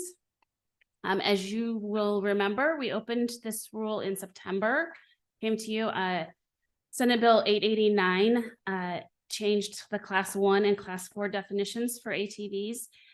But we proposed removing all of the descriptors in rule for ATV definitions and just referring to the statutes. So that in the future, if changes were made to ATV definitions, we won't have to go back into rulemaking again. So we opened rulemaking public comment October 1st. We had it open from October 1st to November 3rd. We received 3 comments. 2 of them were around e-bikes. And then 1 was in support of the proposed changes. The e-bike ones are outside the scope of this rulemaking. We are looking to review our electric assisted bicycle rules in the future. but the one was in support of the changes. So we are proposing requesting that you adopt the amendments to OAR 736-004-0015. All right, any questions or feedback from the? No, I'll just, go ahead. Commissioner I'll Grant? move to adopt. All right, we have a motion. Do we have a second? I'll second. We have a second. Any further discussion? I have one. Yeah. So looking ahead, do we foresee a time when the e-bike or the e-ATVs come in this and we're not thinking about it, and should we be? Well, actually, when we were talking with the legislators and working on Senate Bill 889, part of the agreement for expanding the weight in class 4s was to allow for electric side-by-sides because they do weigh a little bit more. So we have been having some of those discussions. Good question. Any further questions? If not, all those in favor say aye. Aye. Any opposed?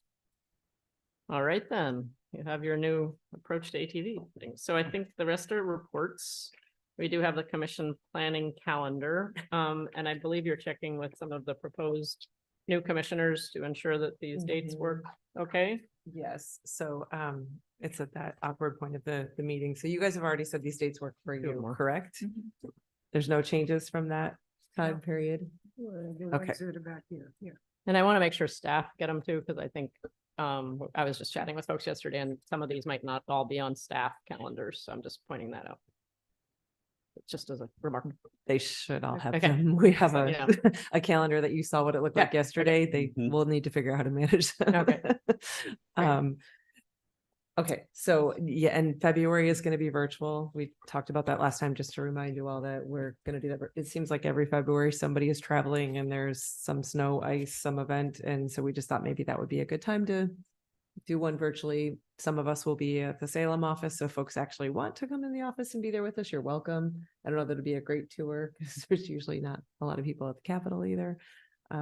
Quite yet. So anyway, that one will be virtual. So it'll help you with traveling and those types of planning and preparations. So you can go ahead and adjourn if you'd like. You're totally okay. I want to take it with me. Okay. So if We're there's any excited. other comment, or I just want to make one comment about the BOEM letter. I'm really glad to see those comments made. I continue to have some concerns about basically everything that you stated in that letter. So I'm grateful that you did that. And I just hope we can continue to stay apprised of movements as that happens or wherever this goes. But thank you for weighing in. We're super excited that we were invited along with other agencies to provide that kind of feedback. That's very different to be coordinated to that level. So it was very nice. Yeah, I agree with Commissioner Hill. Very good. No, because we had already done 11 previously for the calendar. do you need to approve it? Okay, then we're gonna table it because there'll be 3 different people sitting here, so I feel weird approving it and then having new people come in to say one way or the other. I'm waiting for them to come back with feedback, so we're good to table that.